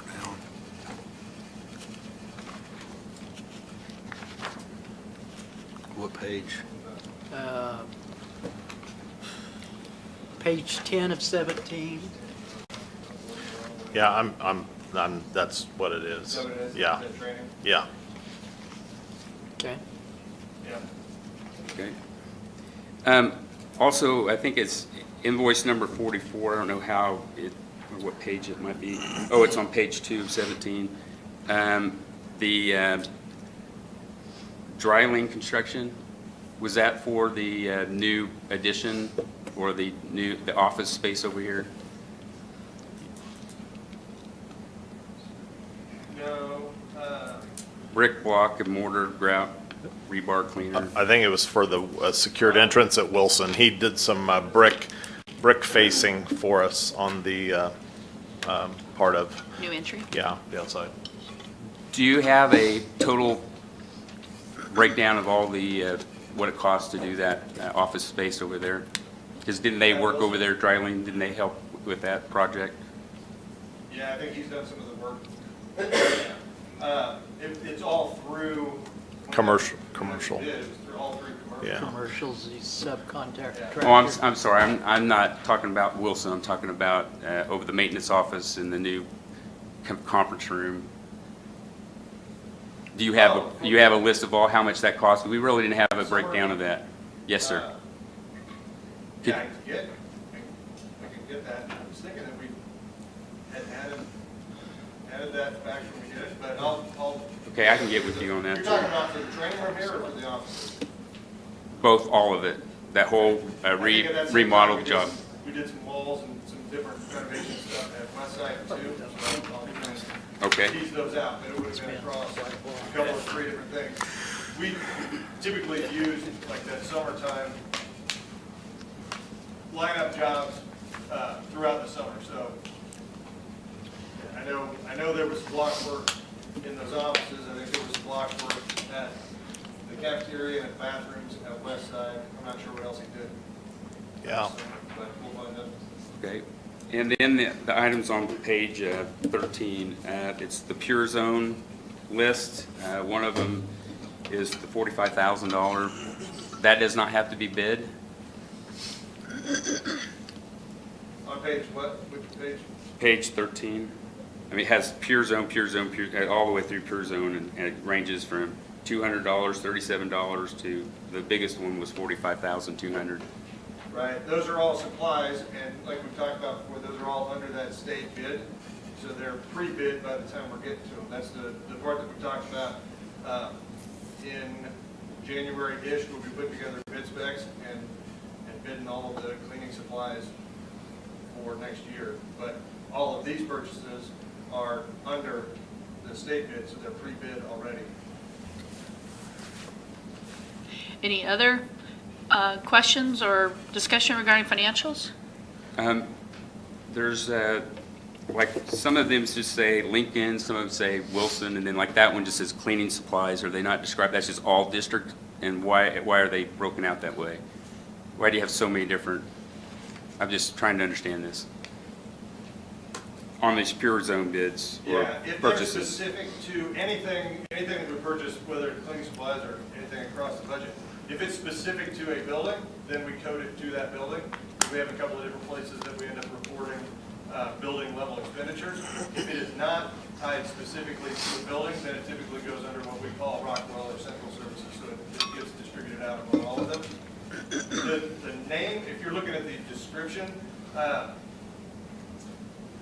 there's variability, I guess, or flexibility, I should say, in the naming convention. But when you're looking at the account code specifically, if you look at that the last set of 4 digits.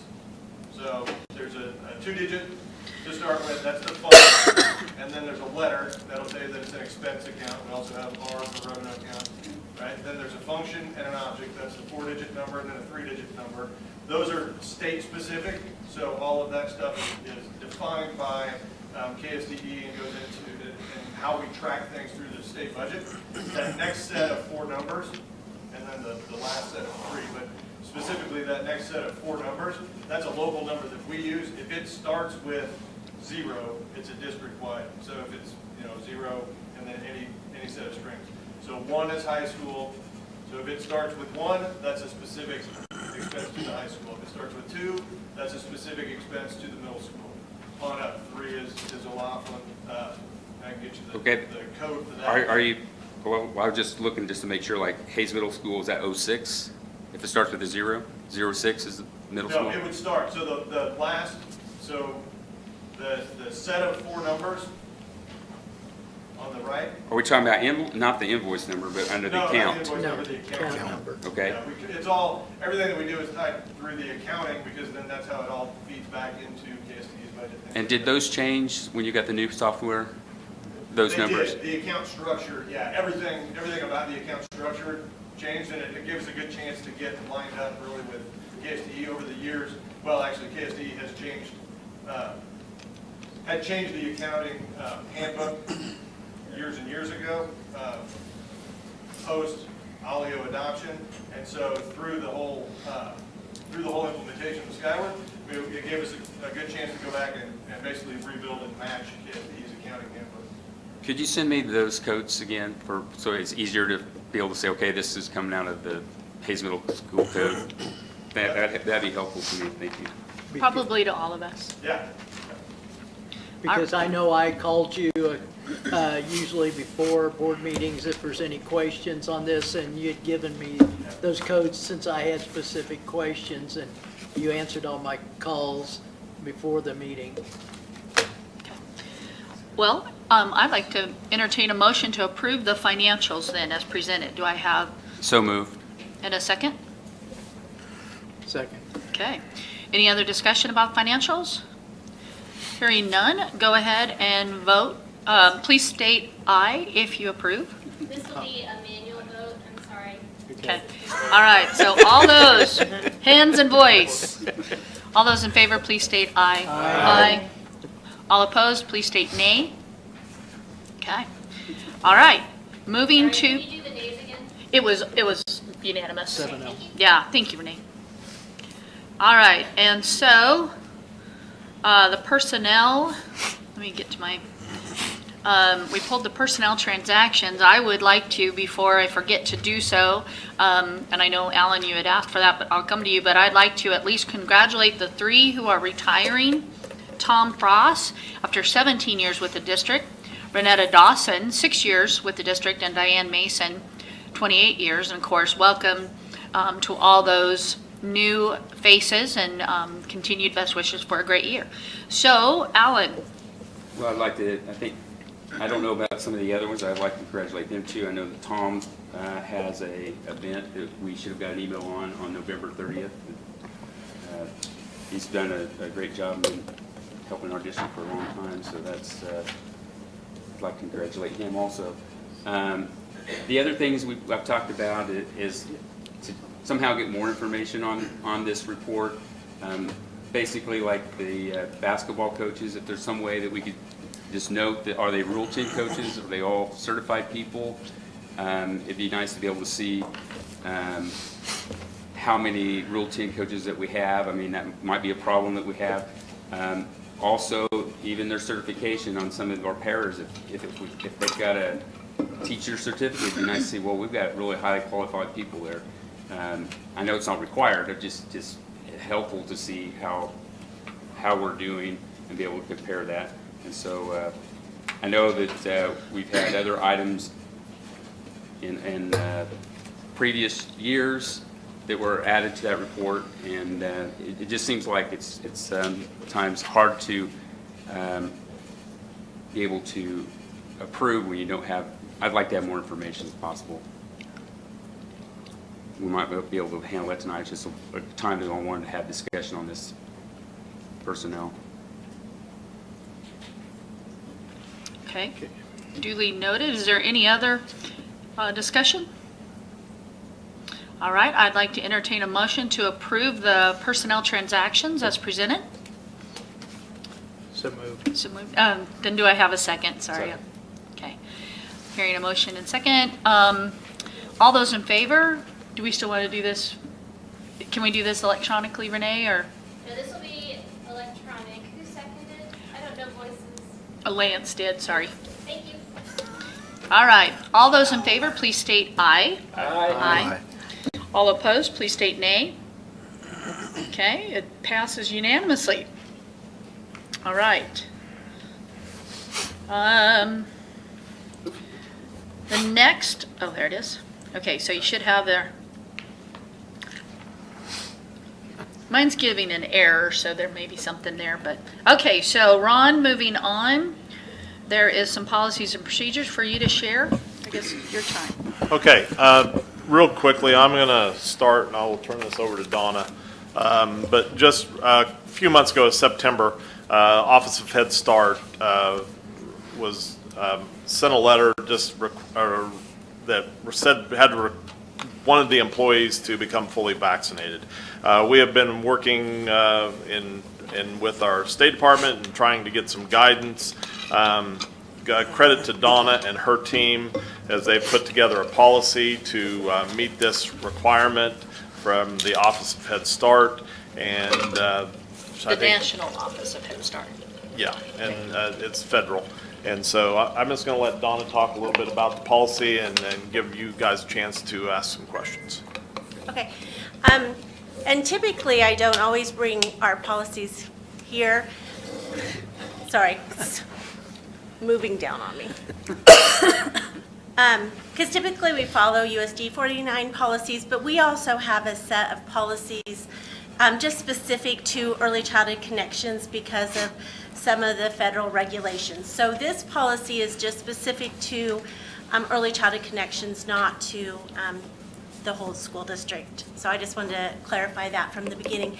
How we developed it is we looked at Kansas statute in regard to vaccinations and followed that guidance that you would have for children, as well as following guidance from other educational institutes in Kansas that are having to deal with this type of policy, developing this policy, as well as other Head Start programs. So we just looked at a lot of different information and put that together. And then what we did is we had it reviewed by our Health Service Advisory. Our Health Service Advisory is comprised of not only some staff, parents, different medical facilities, the health department, just a large group. And so they reviewed it to give input and approve it. Then we sent it to Mr. Jeter for the board attorney to look at and review. And then it went through our policy council for approval and then to you. So here we are. And we really want to move on this and get it out. I think it's important for our staff to have some guidance. I know this is something that's been weighing on them tremendously, and so we really want to have a policy and procedures in place for them to look at and fall back on. I'm not to say this is the whole I guess requirement is kind of really up in the air in litigation and all different things. So not to say that this might not have to change. We might have to change our procedures, but we just felt like that we really needed guidance now and a starting point for our staff. So we put together our policy in regard to the vaccination requirements, some of the research that is out there, and then different exemptions and accommodations that would be accepted. I know I'm not going to read through the entire policy, but I would respond to any questions you might have. I do think it's important, and I know you shared this, but not only, so you have your state, national councils or whatever that are helping you in writing this, your own office there, policy council. But I think it's also important to say that this has been vetted by, or read by our board attorney as well. Yes. So it certainly has had a lot of eyeballs and input. And so thank you for doing all the due diligence that you have done. I have a couple of questions. If I go on page 3 of 8 underneath your policy, where it says reasonable accommodations, and I am assuming these are people that are going to opt out medically or religious exemptions? Yes. Have we decided if they're doing the weekly testing, the wearing of the N95 mask, the social distance, or is that to be decided? At this point, we're following all local guidance, so if there is not a local requirement for them to be wearing masks or getting weekly checks, then we're not requiring that. If it would move to that level within the whole school system, then it would Apply to them too? Apply to them as well. Okay. How far did the 7-day negative testing, is that even an option to those people? Well, yes. Instead of the shots? It's not an option for this requirement at this time, but the staff have been really good. If they have any concerns or stuff they've utilized, they're able to go to Jessica and get that testing before they come in. And so they have just been following the same district procedures as everybody else if they have a symptom or two. But there's not a lot of guidance around this. And so there's no guidance that says at this point that they can test weekly and opt out of it. That's not to say it won't change, because So the testing 7 day is not an option? not an option for this requirement. And that's according to, The letter that was sent out by the Office of Head Start. This is a little different. There's been the mandate in regard to employers that have over 100 employees, and the mandate for those that receive federal funds. Right. And so we're following the mandate that those that receive federal funds. right, and then, like, I've got some copies of the Biden administration and all this, when that said, medical people have no choice, but those that were not medical some were allowing the 7-day test. But that was not discussed amongst the group? No, it's not been reported to me as an option at this time. Now, like I say, there's new information coming out all the time. So if that is allowed, we will definitely update procedures to include that. And that who's going to allow that? Would that come from? That would come from the Office of Head Start. Okay. So you said that there is litigation now going on that might? That's my understanding. There's litigation all over the country, and so I don't know where things will end up. So we just felt like we needed to be prepared and have something for our staff before the January date. And is it January 1st? Yes. And if they're not vaccinated, then what happens? If they're not vaccinated or exempted from the vaccination, then they would be released from their position. Have we had discussion on other places in the district that they choose to transfer? That is in the comment section that we will do as a district what we Okay, can. I didn't see that. Sorry. And we've asked that if they are not going to be able to comply, that they please notify their supervisor so we can work with them individually. And so that process has been people taking advantage of that? Okay. Well, I'm going to be honest, I don't know if anybody will take advantage because we're waiting to see, once a policy's in place, then everything gets turned in, and then if they don't want to comply, then they'll contact their supervisor and we'll work with them. And therein lies some of the requests. Normally, we do try to do second readings on policies to this nature. But because of this tight timeline that you've been placed under by the Office of Head Start, then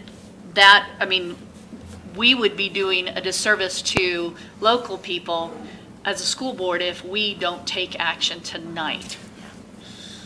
If that makes sense to all of you. And that's your request? That's my request. Go ahead and approve the Yeah, policy. just to clarify, this is not a board policy. You are not approving a board policy. Thank you for that clarification. You're approving Head Start. Head Start's policy. Yeah. ECC's policy.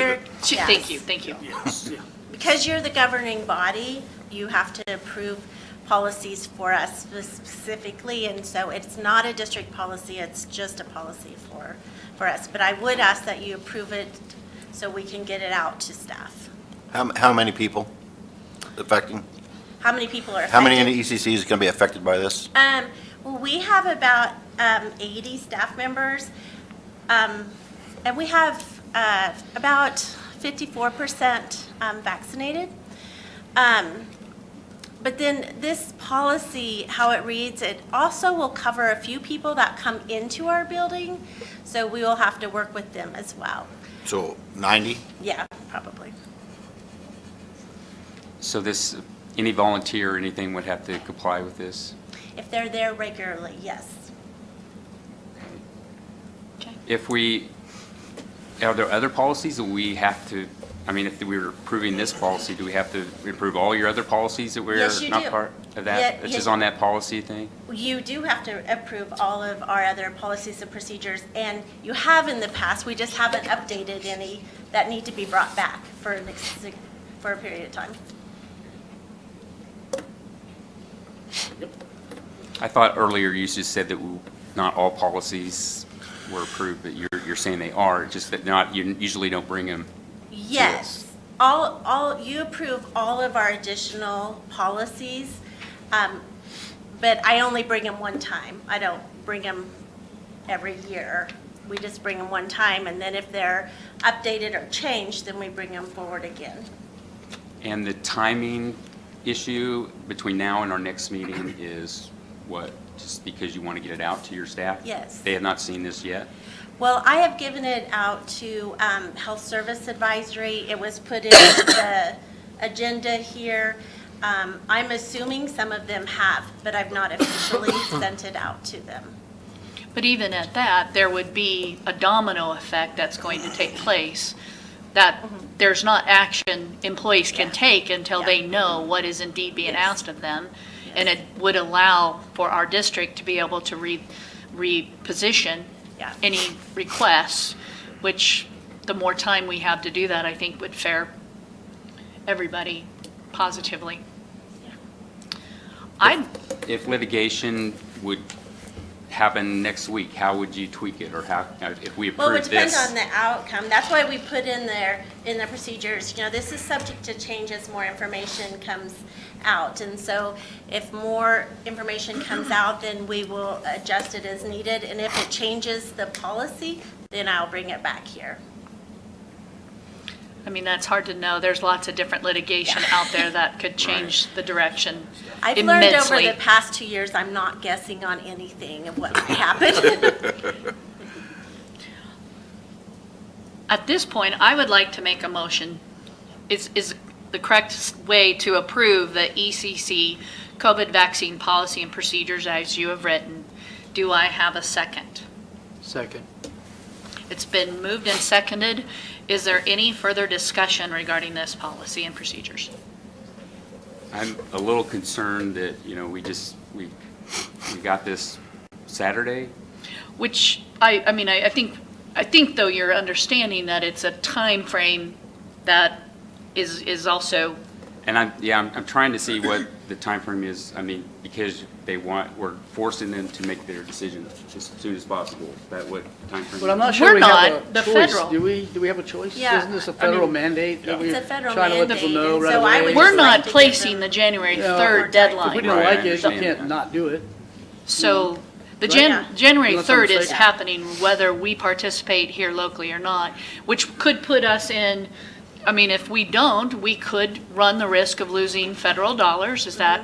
And at that point, we do not have the financial wherewithal to be able to do this program, which we've just heard amazing statistics on how much that is impacting our local. And I would have, so in hindsight, I was waiting on more guidance until there was not guidance, and we just felt like we needed to have something in place for our staff. So yes, would have been nice to have it in October, but at that point, we felt like there was going to be something specific coming down, and there hadn't been at that time. And you mean guidance from your Yes, from from the- Office of Head from Start. up above. Yes. And I think you shared that back then too. You were waiting Yes. for additional guidance, so. Okay. Well, there is a motion seconded. Any other further discussion? Oh. What was that? You can refresh. Oh, refresh? Okay. Refresh your computers, we've been asked. So at this point, all those in favor, please state aye. Aye. And vote accordingly. Those opposed, please state nay. Nay. Okay. Vote passes. Oh gosh, I can do my math now, 6-1. Thank you. All right, thank you for all your work. Thank you. All right, continuing. District capital outlay planning, Ron? Okay.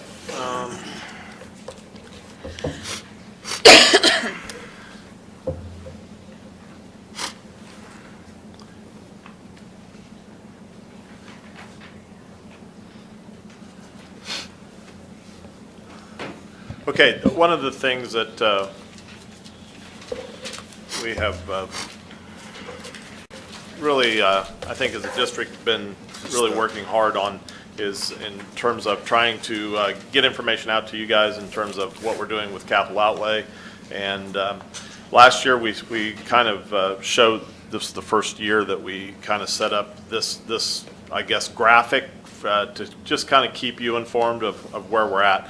I want to spend some time, and you have this, if you can't really read that, but if you look at everything there in that left-hand column that's in green, those were everything that we did with our capital outlay dollars last year at Hayes High. We did camera installation, we replaced the fire alarm system, did some volleyball competition nets, we did a parking lot repair, which was one of our big projects at Hayes Highs for $185,000.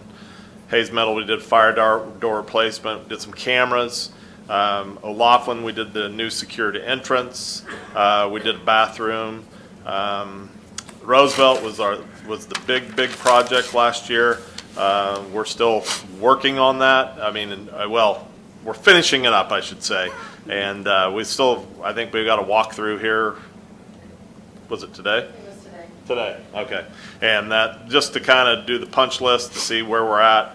Of course, that was a big dollar item. One of the things that we moved up last year with Roosevelt was to get the cameras in because we had the ceilings tore out.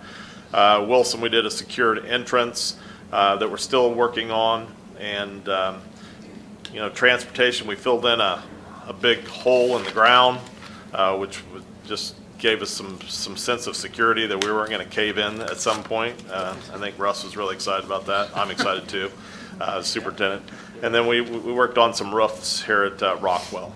So I think the thing is, the message that I want to receive or send today is that our district has been very, very aggressive in making sure that our capital outlay dollars are going across our district to, for the most part, all of our buildings, and we're taking care of our needs.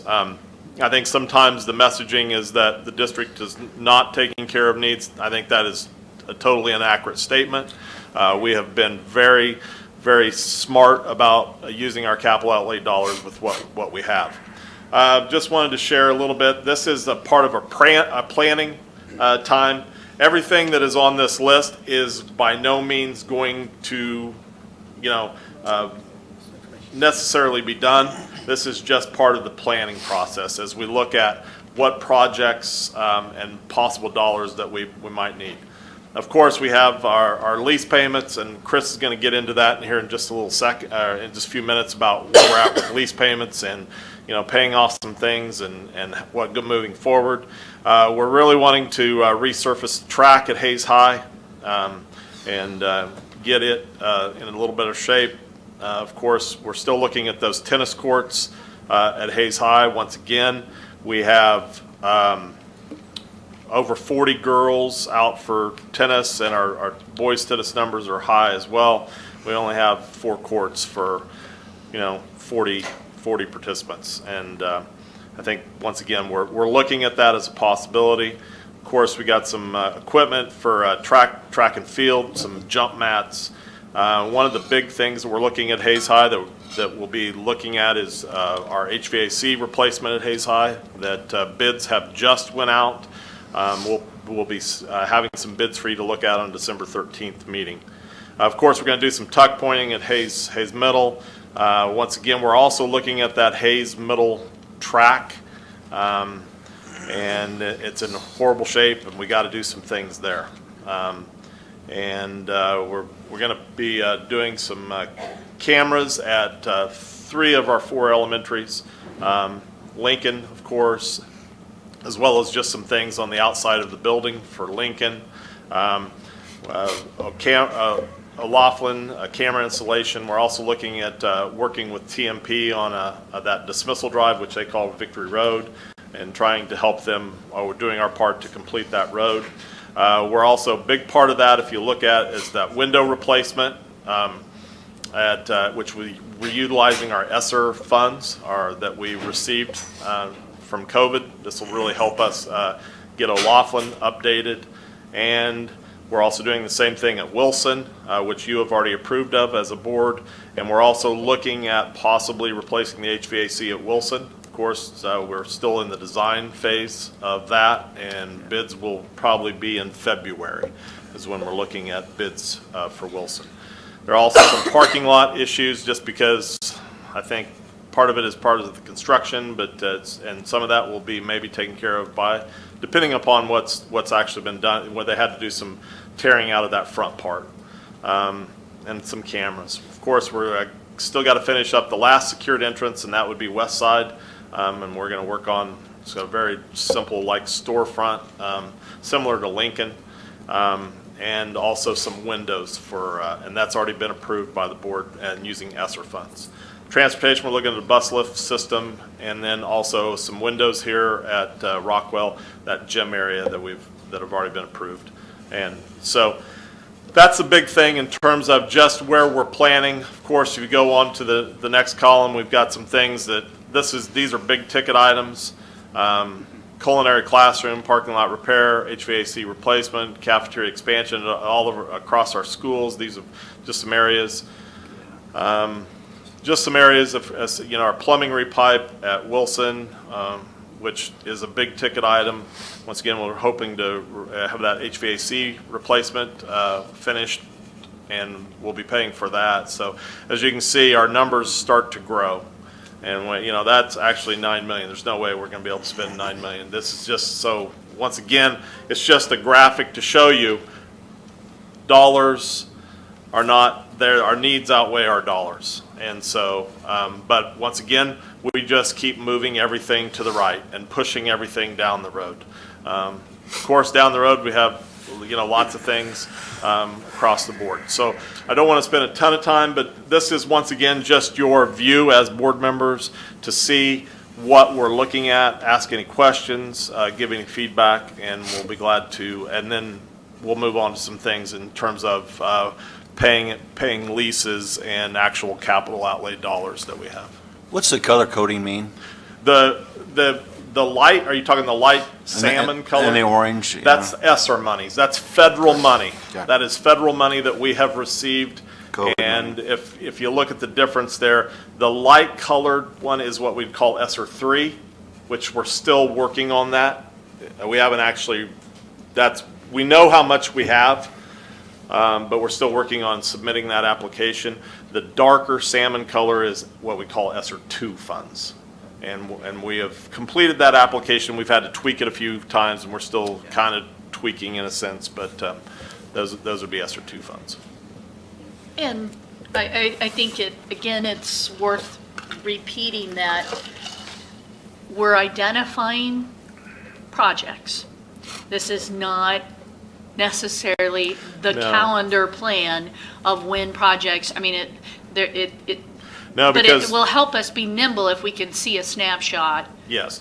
What's going to happen is now we'll start going out and getting quotes, and and then we determine if we can even once we have a list of where we're at, then we've got to start planning more of, because naturally everything's always more expensive than some of these spitball numbers that are thrown down on the sheet.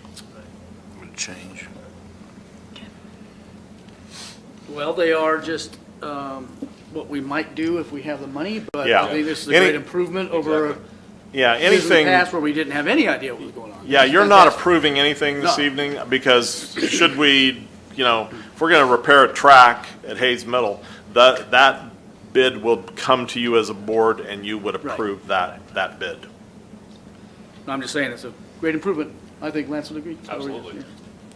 But that's part of the bond.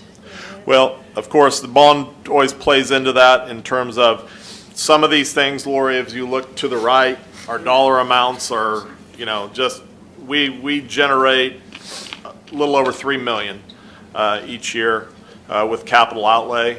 And of course, Chris is going to talk about our fixed cost, how much we just have to pay. But then it gives us a little bit of, about half of that is what we get to spend. And then roughly, we're spending anywhere from about 1.7 to 2 million just on some of these projects each year. Now, eventually, we're going to run out of room, because some of these projects just are bigger dollars than we have in our funds. But we're taking care of the things that we can take care of, and I think that's the message I want to share and I want to emphasize. We're doing a really good job of taking care of our needs. Probably not as fast as some people would like to see. I wish there's things that are on this list that I really wish were clear to the left, because I do see a need, but we're trying to chip at them as we can. I think it's also important to share that in past bond voting, some of the people would make comments that, well, my building, or it's not touching all schools, but mathematically, when you can apply some of this capital outlay and then offset with bond, then our intention is to impact all of our buildings, all of our schools. So I hope people, whenever a bond proposal is presented to the public, they understand there is a bigger picture. You've heard this as well. Yeah, exactly. We're trying to take care of what we can take care of now, but there is a bigger picture to this. I think that's what you're referring to, Yeah. and that we're going to need some help. There's just no way.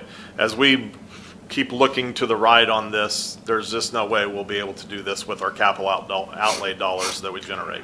And it comes back to, are we going to meet the needs of providing a valuable learning experience, for every student every day? In every Have we classroom. gone through on some of this that is similar to like the list that Rusty has, where he's kind of triage things? Yeah, Rusty has his kind of, I put this together only for the fact that I think sometimes as board members, this gives you I don't know, in a sense, an easier view to look at in terms of projects. His gets pretty complex, and he has every little, these are big ticket items. Of course, he's got, his includes a lot of the repairs. And so when he's talking and bringing you that list. This is more the deferred replacements. We're replacing. Yeah, this is what Not we call deferred Band-Aiding. replacement. Yeah. Band-Aid, okay. And Thank you. one thing I noticed, it all addresses our needs, clear across here, but it does nothing for our space needs. We're trying to keep and improve our buildings of what we have now, but we are needing the additional space. That's why we're looking at the bond. Yeah, exactly, and that's a good point, Craig. As you look to the right, you'll see that those space issues do start to get addressed, but there's no way that we'll be able to do that. I mean, if you look at it, it's 9 million the following year, 6 million, 3 million, and that's just, we're not going to be able to do that.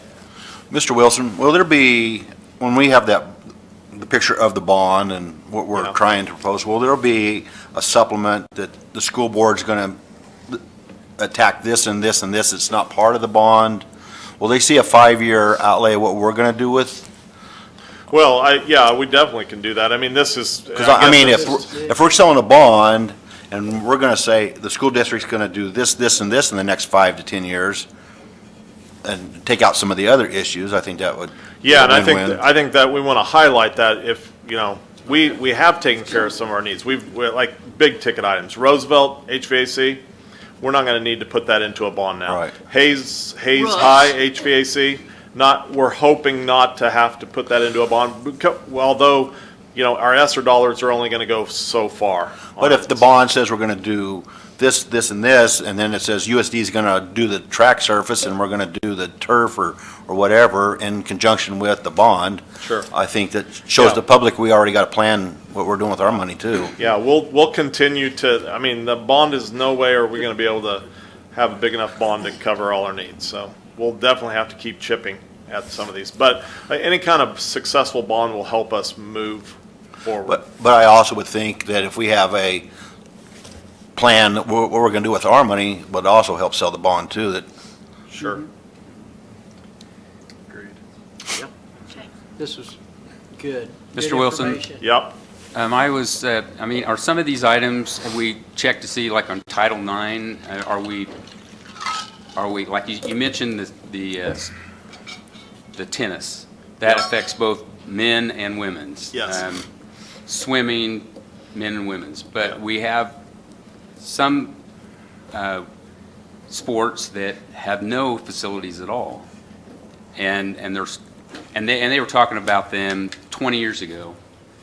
And, you know, we did the parking lot at Hayes High in increments and spent about $1 million over 5 years.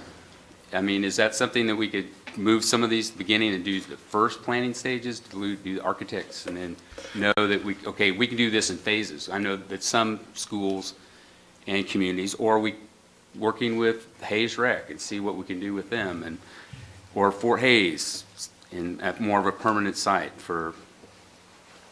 I mean, comparing our school with others on some of these, specifically softball, we are far behind. Sure. Yeah. And I think we might be in trouble with Title IX if we look at those things. You mean, yes, exactly. I mean, softball, we are fortunate.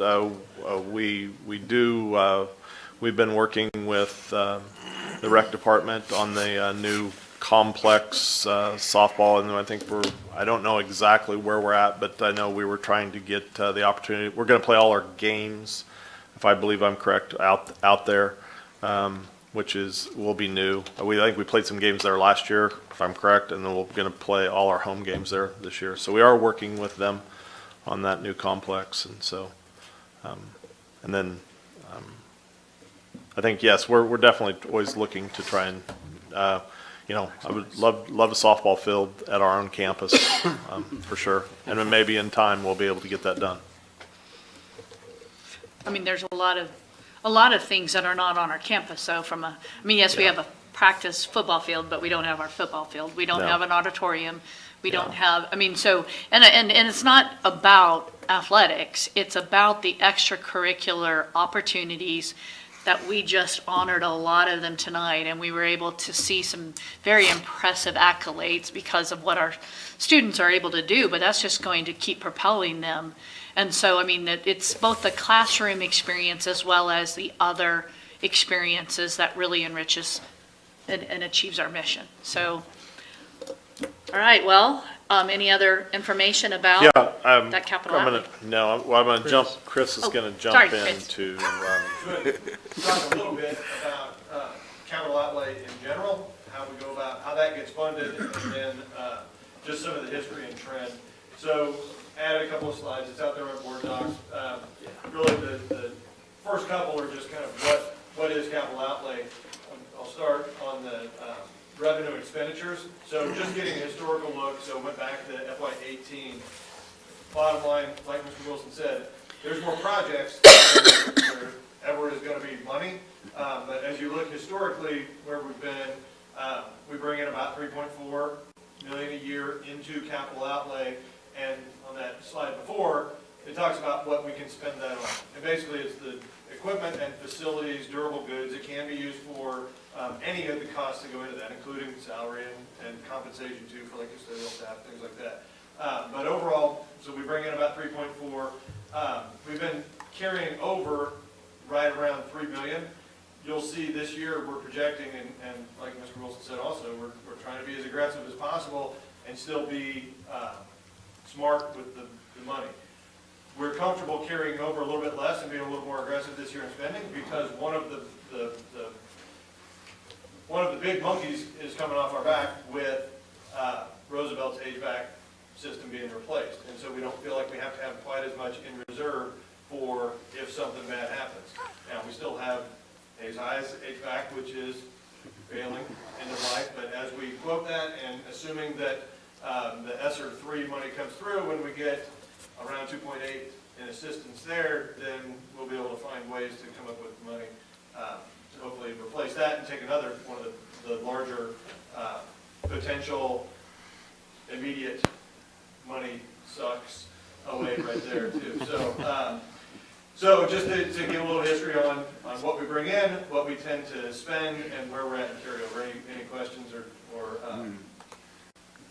comments there? So is all 3.4 million allowed to attack this 5-year wish list?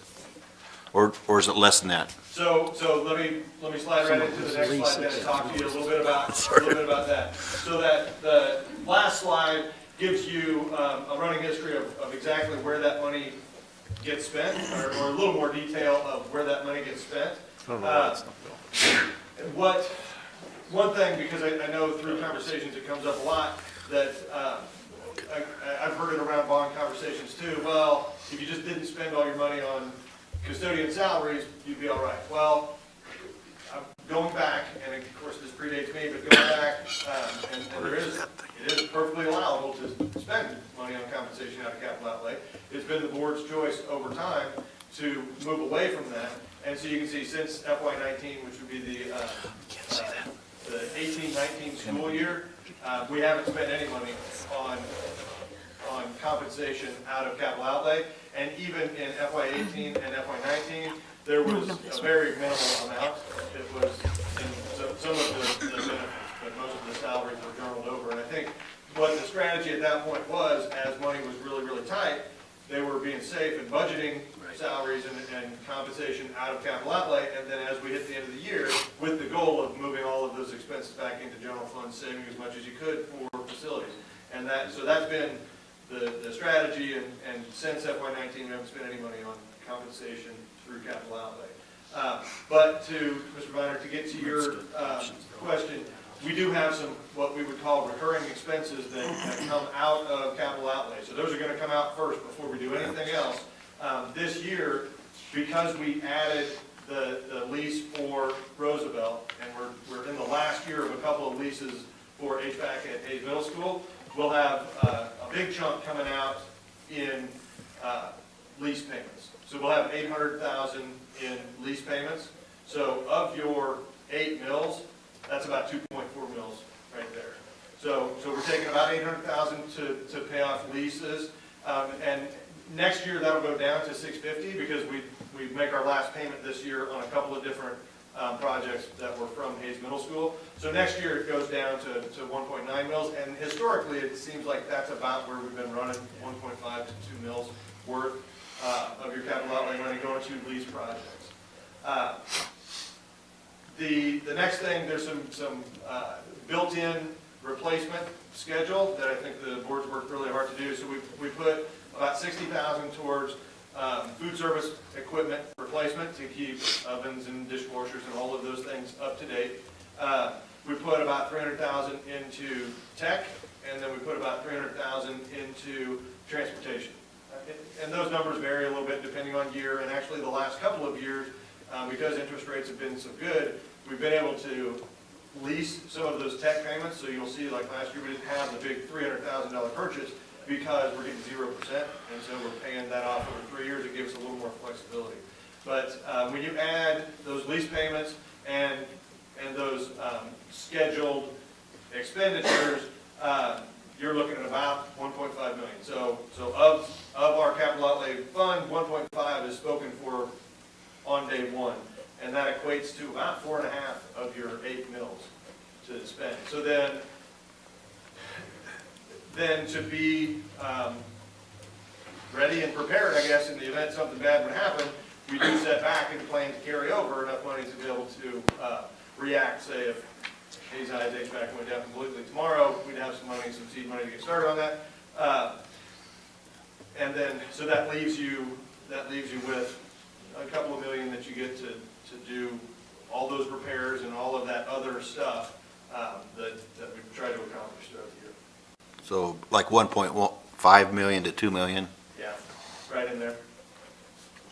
Like I said, we've been able to be a little more aggressive last year with the ESSER 2 money and with being able to do some of those, like the tech purchases on 0% interest.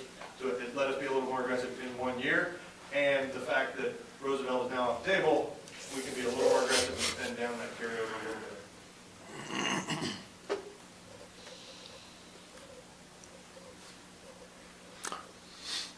Okay. Is there any Chris? other items you need to share on that topic, or? No, stand for any questions? Okay. Any questions from the board? Chris, I was looking, what line item are the facility leases? It's coming out of a couple of different places. Primarily, if you look, there's one called debt services, debt-related expenditures. What number is that, or am I looking at the pink and white? Debt related? 830. So 2/3 of the way down to the bottom. Yeah.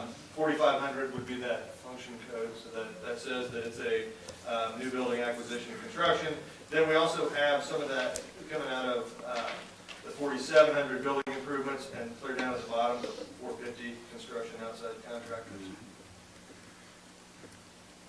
So is that where the, like the learning center would be in that? No, those would be considered rentals.